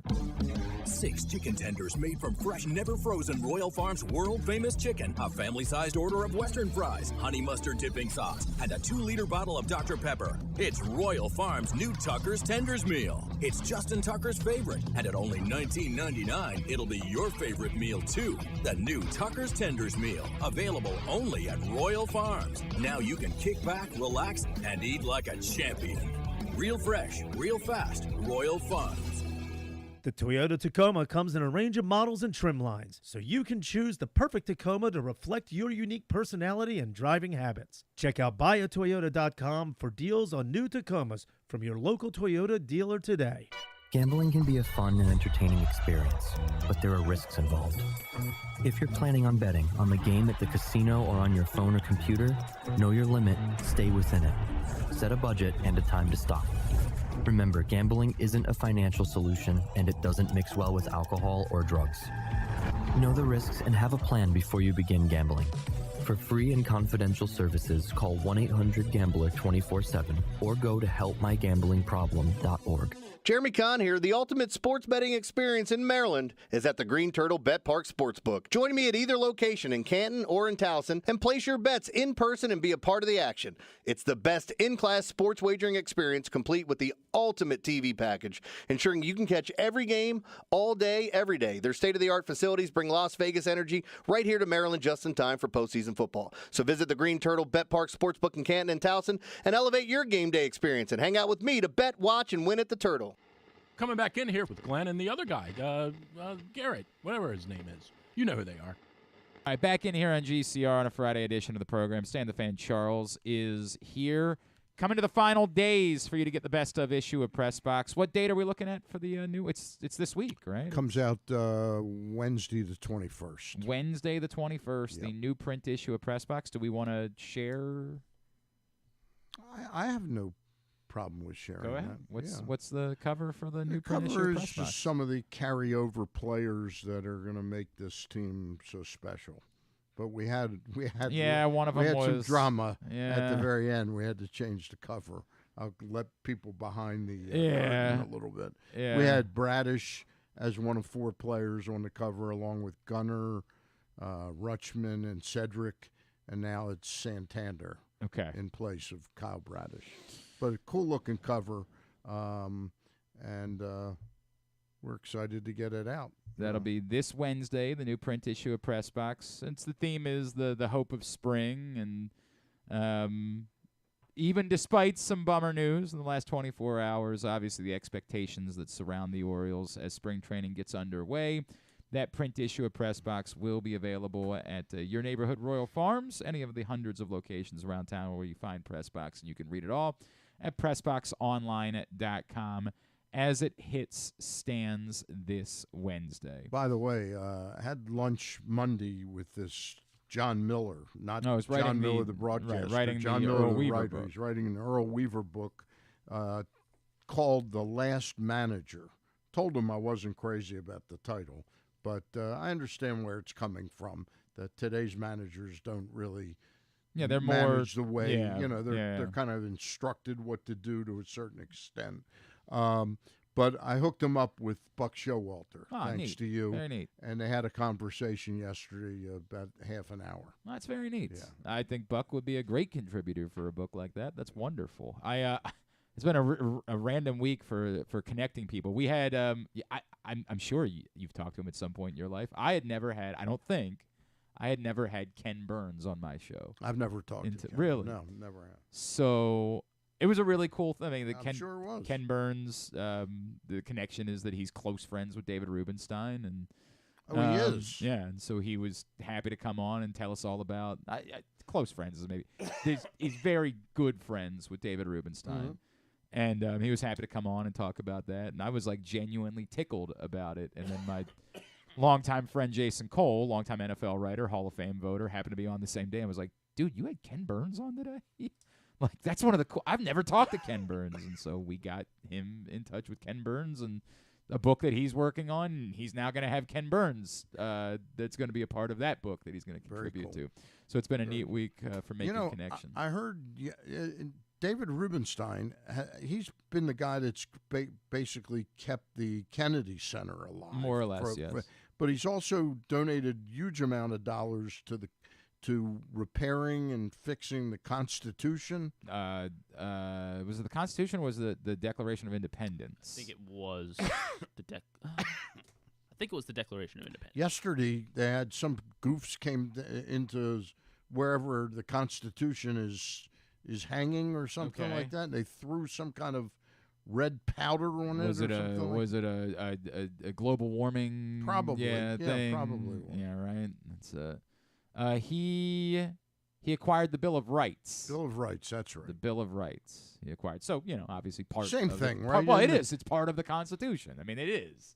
So you were right. Did he have the Declaration of Independence? I thought it's going to be wild when we find out that David Rubenstein owns everything. It's weird. All of our nation's history is owned. I guess I can by tell you David now Rubenstein. he owns Pressbox. So we might work for David. Might as Rubenstein. well. Yes, he owns the 1776 printing of the Declaration of Independence, and of course, famously also once. I don't know if he owns it, but he bought it, and I think he might have donated it. Right. He famously also bought the Magna Carta at one point. So basically everything David Rubenstein has purchased at some point in his life. It's wild. Wild, wild, wild. All right, what did you think of Kyle Shanahan taking the ball in overtime on Sunday? What did you make of that whole thing? I didn't have a major problem with it. I mean, I guess if you think it through and say, if we only get a field goal, we're going to be up Schitt's Creek. I guess there is that thought, but I understand and don't believe he just thought of it at the last minute there. I think people are overreacting to like a video. There is a thing this week where people are convinced this video that they saw on NFL Films means that Kyle Shanahan didn't know what the rules were, and I am not. I have watched that video multiple times, and I don't feel that way. I read that a number of the players were not the familiar players, with the 100%, rules. And that he clearly hadn't like reiterated with the players going in. Right. But I'm also not sure. With all due respect, I don't know what difference that makes. Is your belief that a player's not trying as hard? It's the Super Bowl. Like you think a player's like, we can take this one. This one doesn't really matter anymore. If we just get overtime, if we just get the field goal, I'm not sure. Well, it's certainly not a line of thinking that I would want. You want to not leave a stone unturned in terms of wanting your players to know everything. It does seem kind of idiotic that the players didn't know the rules. Yeah, several of the players. You would think that as this is not just a Super Bowl rule, this is a playoff rule. You would think that had been reiterated a few times during the course of the postseason.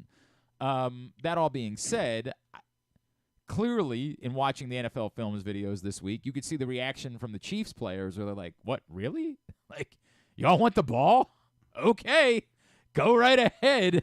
You take the ball." Like, there was this almost disbelief from Chiefs players that was the decision that the 49ers make. The analytics folks tell you it's not strong one way or the other. It's not. Right. It is not a dramatic difference. It is a preference issue. And to me, the thing that played out is exactly why I wouldn't take the ball, which is you don't know that you need to go for it on fourth down, whereas the Chiefs knew they had to go for it on fourth down. Let's put it this way. The second that the 49ers kicked that field goal, I said, Game's that's over, the end right? of that game. Yeah. I said the Chiefs are going to – there's no way Mahomes won't score a touchdown. Yep. It's fascinating. I run this Super Bowl pool. Yes. And we had 80 entries in it this year. The guy who won first place and second place, my friend Fred, he was one of only two people that had Kansas City winning the Super Bowl. And it's unbelievable when you think about it that as the playoffs unfolded, everybody was saying, well, that guy's definitely going to win, It's pretty amazing that only two people out of 80 had. Now, I know there's a Baltimore bias. Yeah, sure. Because it's centered here. Right. But there were a number of people that had San Francisco San Francisco beating the was Ravens the favorite and, going into the postseason. San Yep. Francisco was the betting favorite to win the Super Bowl going into the postseason. The Ravens followed, and I would assume, I don't remember looking back on it, but I think the Bills were the third favorite, not the Chiefs. I think they may have been. So I get it. And they use that. We make fun of these things all the time, right? But when the Ravens were getting mad about Mike Florio, we got it. We understood the emotional edge. We make fun of the Chiefs now. And I definitely thought the Travis Kelce, Justin Tucker thing was way over the top. It was almost embarrassing. But this worked. Say whatever you will about, I can't believe the Chiefs are trying to pretend like they're disrespected. Well, they to be fair, they were underdogs in all three of those games after the Dolphins game. Yeah. They were underdogs against the Bills. They were underdogs against the Ravens. They were underdogs against the 49ers. And their belief is, dude, we've won 2 Super Bowls with the same coach, quarterback, and top pass catcher. And you're telling us we're the underdogs? So we can make fun of them for it and say, like, dude, you're the Chiefs. But they were the betting underdogs in all of those games. It was very interesting. We had Jay Cornegay on from Superbook Sports, one of the great handicappers there. And he told us that the big money was on San Francisco and the smaller wagers and many, many, many, many more were on Kansas City. In other words, a big preponderance of smaller bets were on Kansas City. So what it really shows you is that the Super Bowl odds are somehow, not somehow, it's not magic. There's more money on the people betting on their home team. That creates the favoritism in the game. There's something to be said for that. And there's more big money in San Francisco than there is in Kansas City. Okay, I would also say the public was on the Chiefs, I guess, essentially. Right. That's what I'm saying. I would also say there's a level for the Super Bowl of there's more average people betting on the Super Bowl than necessarily there are on, a playoff game, a divisional round game, or a regular season game. And I did get the feel of, because remember, he said the week before, you couldn't buy no one would put in a Chiefs ticket going into the AFC Championship game. Right. They couldn't get a Chiefs bet from anyone against the Ravens going to the AFC Championship game. It also very much felt like the thing that I talked about when we did our picks last week, which was just, dude, I'm done. I'm not doing it again. Like, I think I said to you when you picked the 49ers, I think that's the right pick. I think the 49ers are the better team. But I'm just not doing it again. I'm not doing the thing where I bet against the Chiefs again in a big game because I've been burned on it all throughout the course of the playoffs. And it felt, in talking to people, this is not scientific, like there were a lot more of me that were feeling that betting last week, which is I'm not even attempting to dissect the game, the matchup, anything along those lines. It's just these guys don't lose. Like they're zombies. You can't kill them. And so I'm not going to bet against them again. I'm not putting myself through that exercise. It felt like the betting public was going through that a little bit with the Chiefs last week, and obviously it ended up working out in favor of the public and not in favor of the, to your point, the big money and the folks that might have been coming from the Silicon Valley area, 100%, that had all that money on the 49ers. Ultimately, as we say about the overtime thing, I don't think it matters a whole heck of a lot, but I just can't fathom, and I keep trying to talk about it this week, and nobody seems to have the appetite for it. That's what overtime should look like. Like, I don't know why we're going to go back to the regular season next year and be satisfied with one team can score and the game is over. Like, we know this is the fair and equitable way to determine the winner of a football game, is to make sure both teams touch the ball, and we're just so desirous of doing anything other than that. Or just make regular season games end in ties or something, right? Why? Why? Well, because apparently they refuse to make this the rule. It's bizarre, man. Like, this is the thing. It's the way it should be. Both teams see the ball in overtime. There's not the analytics people are backing up, there is no particular advantage as to who wins the coin toss, which is the way it should be. It's a coin toss. A coin toss should not have a sizable outcome on a football game. It's literally a coin toss. This is the fair and equitable way to go about determining winners of football games. Why the NFL is so terrified of just saying, hey, this is the thing, and if you say you don't like it because you might have to turn around and have a short week the following week, well, then win the game in regulation, and then it's not your problem. But this is the equitable way of doing it, so this is the way that we're going to do it moving forward, and I am befuddled as to why that's not the case. I'm just glad to have it in the playoffs. 100%. Yeah. There was a time. Yeah. There was a time that a field goal would have won. The Super Bowl would have been over when the 49ers kicked the field goal. Right. They fixed it to at least get it so that the field goal part now, again, both teams seeing the ball to me is the way. It is the end-all, be-all of how you should determine games. Did you enjoy the Super Bowl? You were excited. Yeah, I thought it was a pretty. The first half was dreadful. Yeah, it was dreadful. I thought it was pretty entertaining. Okay, what did you think about Usher? Didn't do anything for me. What about Reba? What did you think about? I liked her. Post Malone did. Her's amazing. She's unbelievable. Watching somebody perform on my TV in my house that's at a huge stadium like that just doesn't do it for me. I understand that. I think there can be look, I think Usher is wildly talented, and I like Usher's songs. He's terrific. So I enjoyed it, but as I said, I don't enjoy anyone doing the 10-second of a song thing. Like I'll never be into.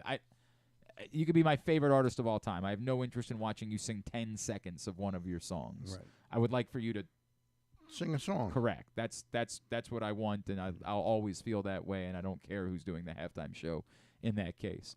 I don't know. I thought it was. I think this is the way it goes with football games. Because it ended up being a thriller, we'll remember it as being a thriller. Yeah. We won't remember, to your point, that the first half of the game sucked. Yeah, it was terrible. It was just terrible. awful. I mean, really awful. A lot What did of you think of the commercials? I didn't think there were many good ones. I thought it was a weak night for I commercials. thought the walk-in one was pretty entertaining. Yeah, I just didn't like that they ham-fisted Usher into the end because I thought the premise was good, right, and they were delivering it upon it. I didn't think it needed to go anywhere else. And I don't know about you, I just got a kick out of the Schwarzenegger for. I thought it was one of the better ones. Yeah. It's so simplistic. I said the best one all night was the stupid Reese's commercial with the guy banging his head into the wall. I and didn't then, even see that. I missed that one. It was dumb and it was funny Yeah. and it was excellent and it didn't require, celebrity cameos or Right. anything. It was just a good premise that was executed perfectly. It's amazing how many cameos there are in these commercials. Glenn wasn't a fan of the Dunkin' Did commercial. not. The Dunkin' one was a good. I totally missed sort of, and I haven't gone back to look at it. It looked kind of It was over stupid. the top to me. It was a fine idea. Yeah. The idea itself was silly, and you were like, okay, but then just never followed up with like actually being funny after that. So yeah, I didn't Damon and Ben Affleck. Right, it was a good idea. In fact, I might get some Dunkin' after this now. There you Yeah, go. it's like they don't sponsor us. It's like I when might, they go to it's the like donut when they shop. do something with Dunkin' now. It's it's almost like you're getting two sharks. You're getting Ben Affleck and Jennifer Right. Lopez. Oh, because they're Yeah. sure, that's fair. The Sarah V commercial, Michael Cera. Yeah, I like the Michael Cera commercial. Yeah. I thought that one was good. It was cute. I thought that was good. All right. Yeah, I felt the same way about the commercials on the whole. Yeah. Don't forget I feel like that it's been kind of down for the commercials of recent, just Oh, over it's the last. I would say, but I almost think that's because there's too much pressure. Everybody's trying to throw everything at these commercials and forgetting the one a couple of years Timu. ago. What was the cell phone commercial where the guy like looks at his kid and is like, "What? Were you a cop?" Like that was brilliantly funny, uproariously funny, and wasn't a just do a short film that's funny. That's all you have to do. Be funny in 1 minute. You can be memorable even if you don't throw billions of dollars at the commercial. I think that we've kind of lost our way, and the belief is that you have to look at the stars that we got for this commercial. Well, was the commercial good? Like, I don't remember any of the Wasn't there one like maybe 10 years ago? It was for Master Lock about something about shooting a bullet through it or something like that, and it didn't unlock or something. I don't know. I just vaguely remember. You're great at remembering that stuff. I can't. I say I'm great at it. I don't know about that. It's great. County Sports Zone is great. We love County Sports Zone, and They weren't in. Did they they buy did an not. ad? They did not quite have the budget for the ad for the Super Bowl. They're your headquarters for local high school scores, schedules, and standings across all sports. CountySportsZone.com is proudly sponsored by Toyota. I'm going to choose to try to wrap up the show early today as I had an extra game thrown at me this weekend. I got to do James Madison UConn women's lacrosse tomorrow. Ooh, this sounds JMU's pretty good. JMU's very good. Yeah. It's a big game, but I did not Out know in about it. Harrisonburg? No, it's they're playing it at USA Lacrosse. Oh, okay. Yeah, I Fantastic. just did not That know. is very convenient. It's the closest thing I get to a home game, man. Every time I get to work at USA Lacrosse, I say, please, by all means. So I got to study up. I got some work to do, so we're going to try to wrap up the show on time today. Let's go ahead and get a tidbit. Tidbit is brought to you by Superbook. As Stan, this is the master lock. I think did I find it too? It was like 30-second commercial. He remember shoots a that gun at the. I don't remember this one either. Some years that I've gone to this is part of the reason why I won't go to Super Bowl parties anymore. That some years when I've gone to Super Bowl parties and people have been talking to me about commercials and things, I'm like, I don't remember that at all. Yeah. Because you're at a party, you're talking You to don't people. remember the you game know. either. Right, more or less. So I'm out. I won't go anymore. Your sons watch the game with you? Until Usher. We watched through Usher, and then we had okay. them go to bed after They missed that. a great game. Yeah, they missed all of the fun. Although Mom, my Mrs. Clark made all the dips. She does a themed dip night. Yeah, what was the theme dip? The themed dip. I think I have a picture of it actually. Every year for the Super Bowl she loves making buffalo chicken dip, but she puts it in a bread bowl that's shaped like a football. That's part of it. And then for the two cities, she did, so there's the bread bowl, the football bread bowl at the top with the buffalo dip. Then the middle one is a Kansas City barbecue chicken dip, and the bottom one is a California burrito dip. Was where she ended up going. Where's the Vegas? No, she just did it for the teams involved. Like, that's what Kansas she said. City. Oh, Kansas City and San Francisco. Okay, Yeah, okay, that's what she decided to do for that. Very good. Tell her next time to add a third dip. Yeah, make it. Well, we have to do a fourth because she's got to do her buffalo dip. We got to do 4 different dips. So that was all they really cared about, was getting the dip. That was the most important part of the night for the boys. Well, good. They got good priorities. I agree with when their that. team's not involved. That's correct. Right. That's all that matters. Who cares who wins the game? Just have some delicious dip. All right, Superbook.com. Download the Superbook app. Use the code GlennClark23 when you sign up. You'll receive up to $250 in a same-day first bet match, win or lose. If you're betting like the Daytona 500 this weekend, which is a thing that's happening, Joey Logano is the favorite at 10-1. Brad Keselowski, you can also bet everything in there. Put a lot on Keselowski. I know you've always said he's your guy. I know that's been. You can bet whether they finish in the top 3. You can bet individually whether one driver is going to finish ahead of another driver. You're going to bet whether is it going to be a Ford, a Chevy, or a Toyota that wins the race. All sorts of bets like that available right now for the Daytona 500 at Superbook. Again, download the Superbook app. Go to Superbook.com. Use the code GlennClark23 or StanCharles23.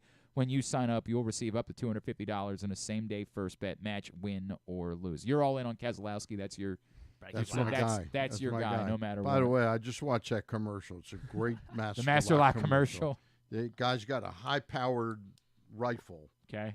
And the lock is on a target in the center of the bullseye. And it doesn't. Locked. Yeah. And he hits it right in the center of the lock, and it's still locked. It's a very effective commercial. Very effective commercial. I'm with you on that. I'll go Denny Hamlin. You want to put a little side action on this? No. All right, tired of supporting you. Fair enough. It's tidbit. What do you got, Griffin? So, of course, Caitlin Clark did set the all-time record in points scored all-time in women's college basketball. So go ahead, please. Can you round out the top 5 here in women's college basketball? Women's scores. Kelsey Plum. Kelsey Plum is number 2, obviously. Caitlin Clark did do it in at least many games. Keselowski. I don't think Brad Keselowski made the. He used to do drag. Really? I must have missed that part of his career. I think that meant drag racing. Oh, drag racing. Yeah. It was drag racing. I misunderstood. I used to know the answer to this question, but I'm not. No idea. I'm not sure that I know. Candace Parker. No, not Candace Parker. Brittany Griner.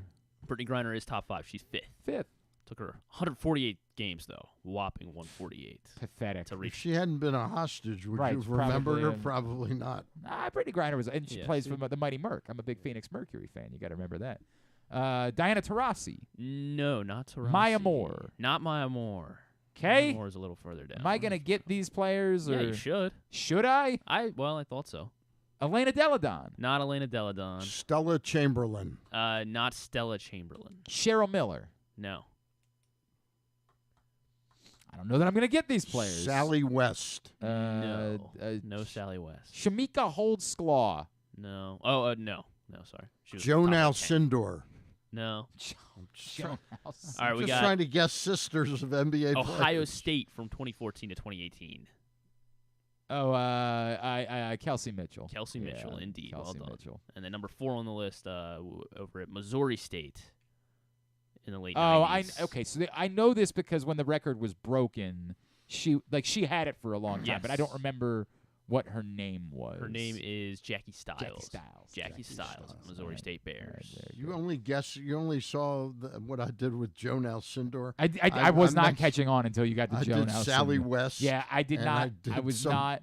I just thought you were putting names out there. Is all you're doing, just throwing. And then I'm like, oh, okay, I get it now. I have no idea. I couldn't name 5 women's players. Well, that's. I have a baseball one. Do you want the baseball one? That's not good. That's not good. Yeah, let's do the to celebrate Cy Young. Why are we celebrating Cy Young? Corey Kluber retired last week. Yeah, so he won multiple Cy Youngs. There are 6. Yeah, well, there are 12 players that have won at least 3 Cy Youngs. Jim Palmer. Jim Palmer is one of them. Greg Maddux. Greg, yes. Go ahead. Stay on your heater. At least 3. Yes. Sorry, 11. There's 11 of them. Jim Palmer and who else did I get? Maddux. Maddux. Maddux, 2. Palmer. I know the guys with the most. The guy with the most, Roger Clemens. That's Clemens. We've done this before. Very good. Clemens has 7. Sandy Koufax. Sandy Koufax has 3. Yeah. Maddux had 4, by the way. Palmer had 3 as well. I'll say Randy Johnson. Randy Johnson has 5. Randy Johnson had 5 Cy Young awards. Wow. He's pretty good, Randy Johnson. Who did he pitch for? Just kidding. Nolan Ryan. Nolan Ryan didn't win. Really? 3 Cy Youngs. I mean, I believe you. How about I believe it? How about Tom Seaver? Yes, Tom Seaver did win 3 Cy Youngs. Okay. How about Scherzer? Max Scherzer, in fact, has won 3 Cy Youngs. Yes. Okay. How many He are was we the last at guy now? listed. 7. I'm looking for 4 more? Yeah, 4 more. Fergie Jenkins? No Ferg. Bob Gibson. But he should have gotten one for what he did in my backyard. Bob Gibson? Bob No? Gibson only won 2. Verlander. He sucked. Yes, Justin Verlander. He thrice. sucked, Bob Gibson. He only won 2. Bum. What a miserable. Whitey Ford. No Whitey Ford. What about Kershaw? Yes, Clayton Kershaw. Thrice. 1, 2, 3, 4, 5, 6, 7, 8, 9. Oh boy. Early Win. No. They even have a Cy Young award then? Yeah, I think so. Yeah, I guess that's. How about? Man, I'm starting to dry up a little bit here too. Hershiser?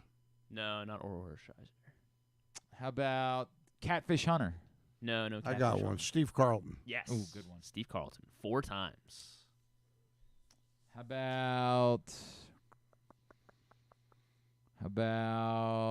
God? How many are we missing now? Glavine. 2? Glavine only won twice. We're missing 1 more. One more. Bum. You should know this one. You should know all of them, but yeah, you should know this one.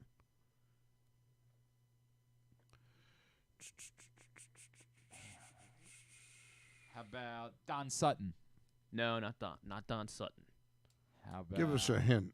I gotta think of a hint that won't give it away. He pitched in the 90s and in the early 2000s. Smoltz? Not Smoltz. Pedro. Yes. That was good. Pedro Good Martinez, one. 3-time Cy Young winner. Good get there. All right. Very good. Very good. All right. Tubular is brought to you today by Goose Flights. Goose Flights available all over town. Delicious, refreshing lager, and it's doing really good things. As $1.98 from every can of Goose Flights sold is going to the Goose Flights Foundation. The work that Tony Saragusa's family is doing to provide non-emergency medical transport for those in need. Get it in 6-packs and cases at the Wine Source in Hamden.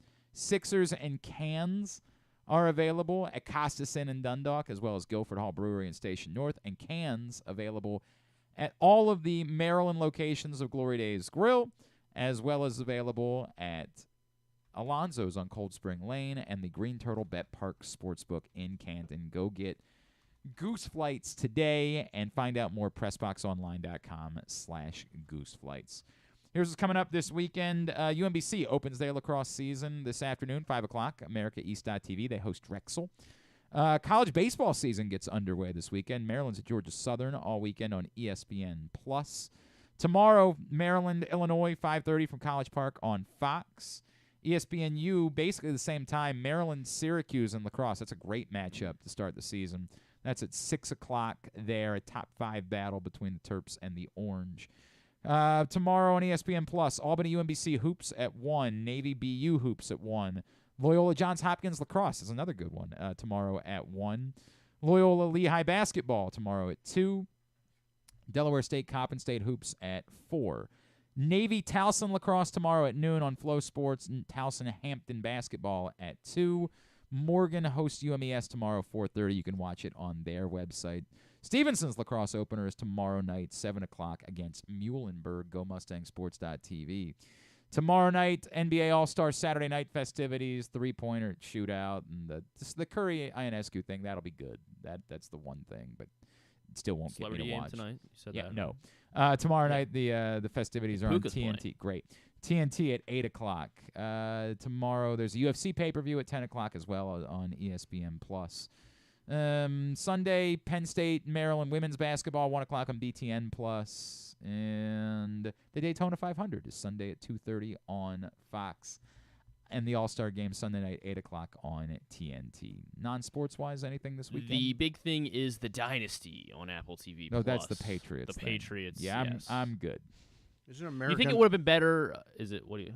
What? Isn't American Idol starting Yes, Sunday American night? Idol is coming back once again Sunday night at 8 on Mrs. ABC. Charles and I love to watch There you that go. together. All right. There you go. The Equalizer as well, season 4 on CBS, if that's for anyone. What Would You Do is coming back as well, right after American Idol on ABC at like 10 o'clock.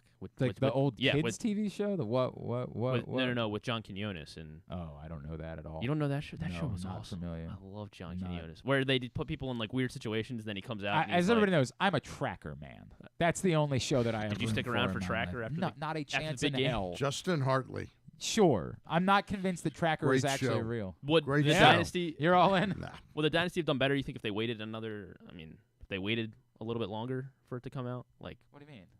well, like I think it's a good premise of like kind of looking at the Patriots run, but like kind of like Yeah, how I Jordan came understand. out, I understand what 20 you're saying. years that, after. Like if you wait so that like the negative stuff is kind like I think that your point actually now that you say it that way is well taken. Yeah. That those of us that were fatigued by the Patriots aren't over it yet to the point of interest again. Whereas even the people that were fatigued by the Bulls, by the time we got to 2000, we were 2020, sorry. Yeah. We were 22 years removed from them having won their last championship. Was there fatigue with the Bulls? I guess There's fatigue with everybody that Yeah. wins all the time. I mean, there's already fatigue with the Chiefs. Like, well, yeah. when teams I hate win the Chiefs. constantly, there's always going to be an amount of fatigue that comes along with it. So, yeah, I think that's an interesting point that perhaps you wait 10 years and there's more of an appetite for the casual football fan for looking back on the Patriots dynasty. I was just looking at how do you pronounce his name? The left-handed pitcher that used to pitch for the Dodgers in Toronto. No, Hyunjin Ryu. Mm-hmm. Interesting. You remember he had He's a little older. He had Tommy John surgery back in 22. Mm-hmm. So he came back the second half of last year. Came back last year, second half, and He wasn't 11 great. starts, a 3.46 ERA, 52 innings, did give up 53 hits, but only 9 walks, 38 strikeouts, a 1.28 whip. He did give up 9 home runs, but you got to figure with that left field wall that we have in Baltimore, and I bet he'd be a pittance right now to sign. But he's a lefty, correct? He's a left-hander. Yeah. I don't hate it. Look, I said last night. I mean, look, they're not You'd getting. rather have Montgomery. They're not getting Montgomery or Snell. Right. They could make a trade, but boy, wouldn't the pressure be off if you brought somebody like this in?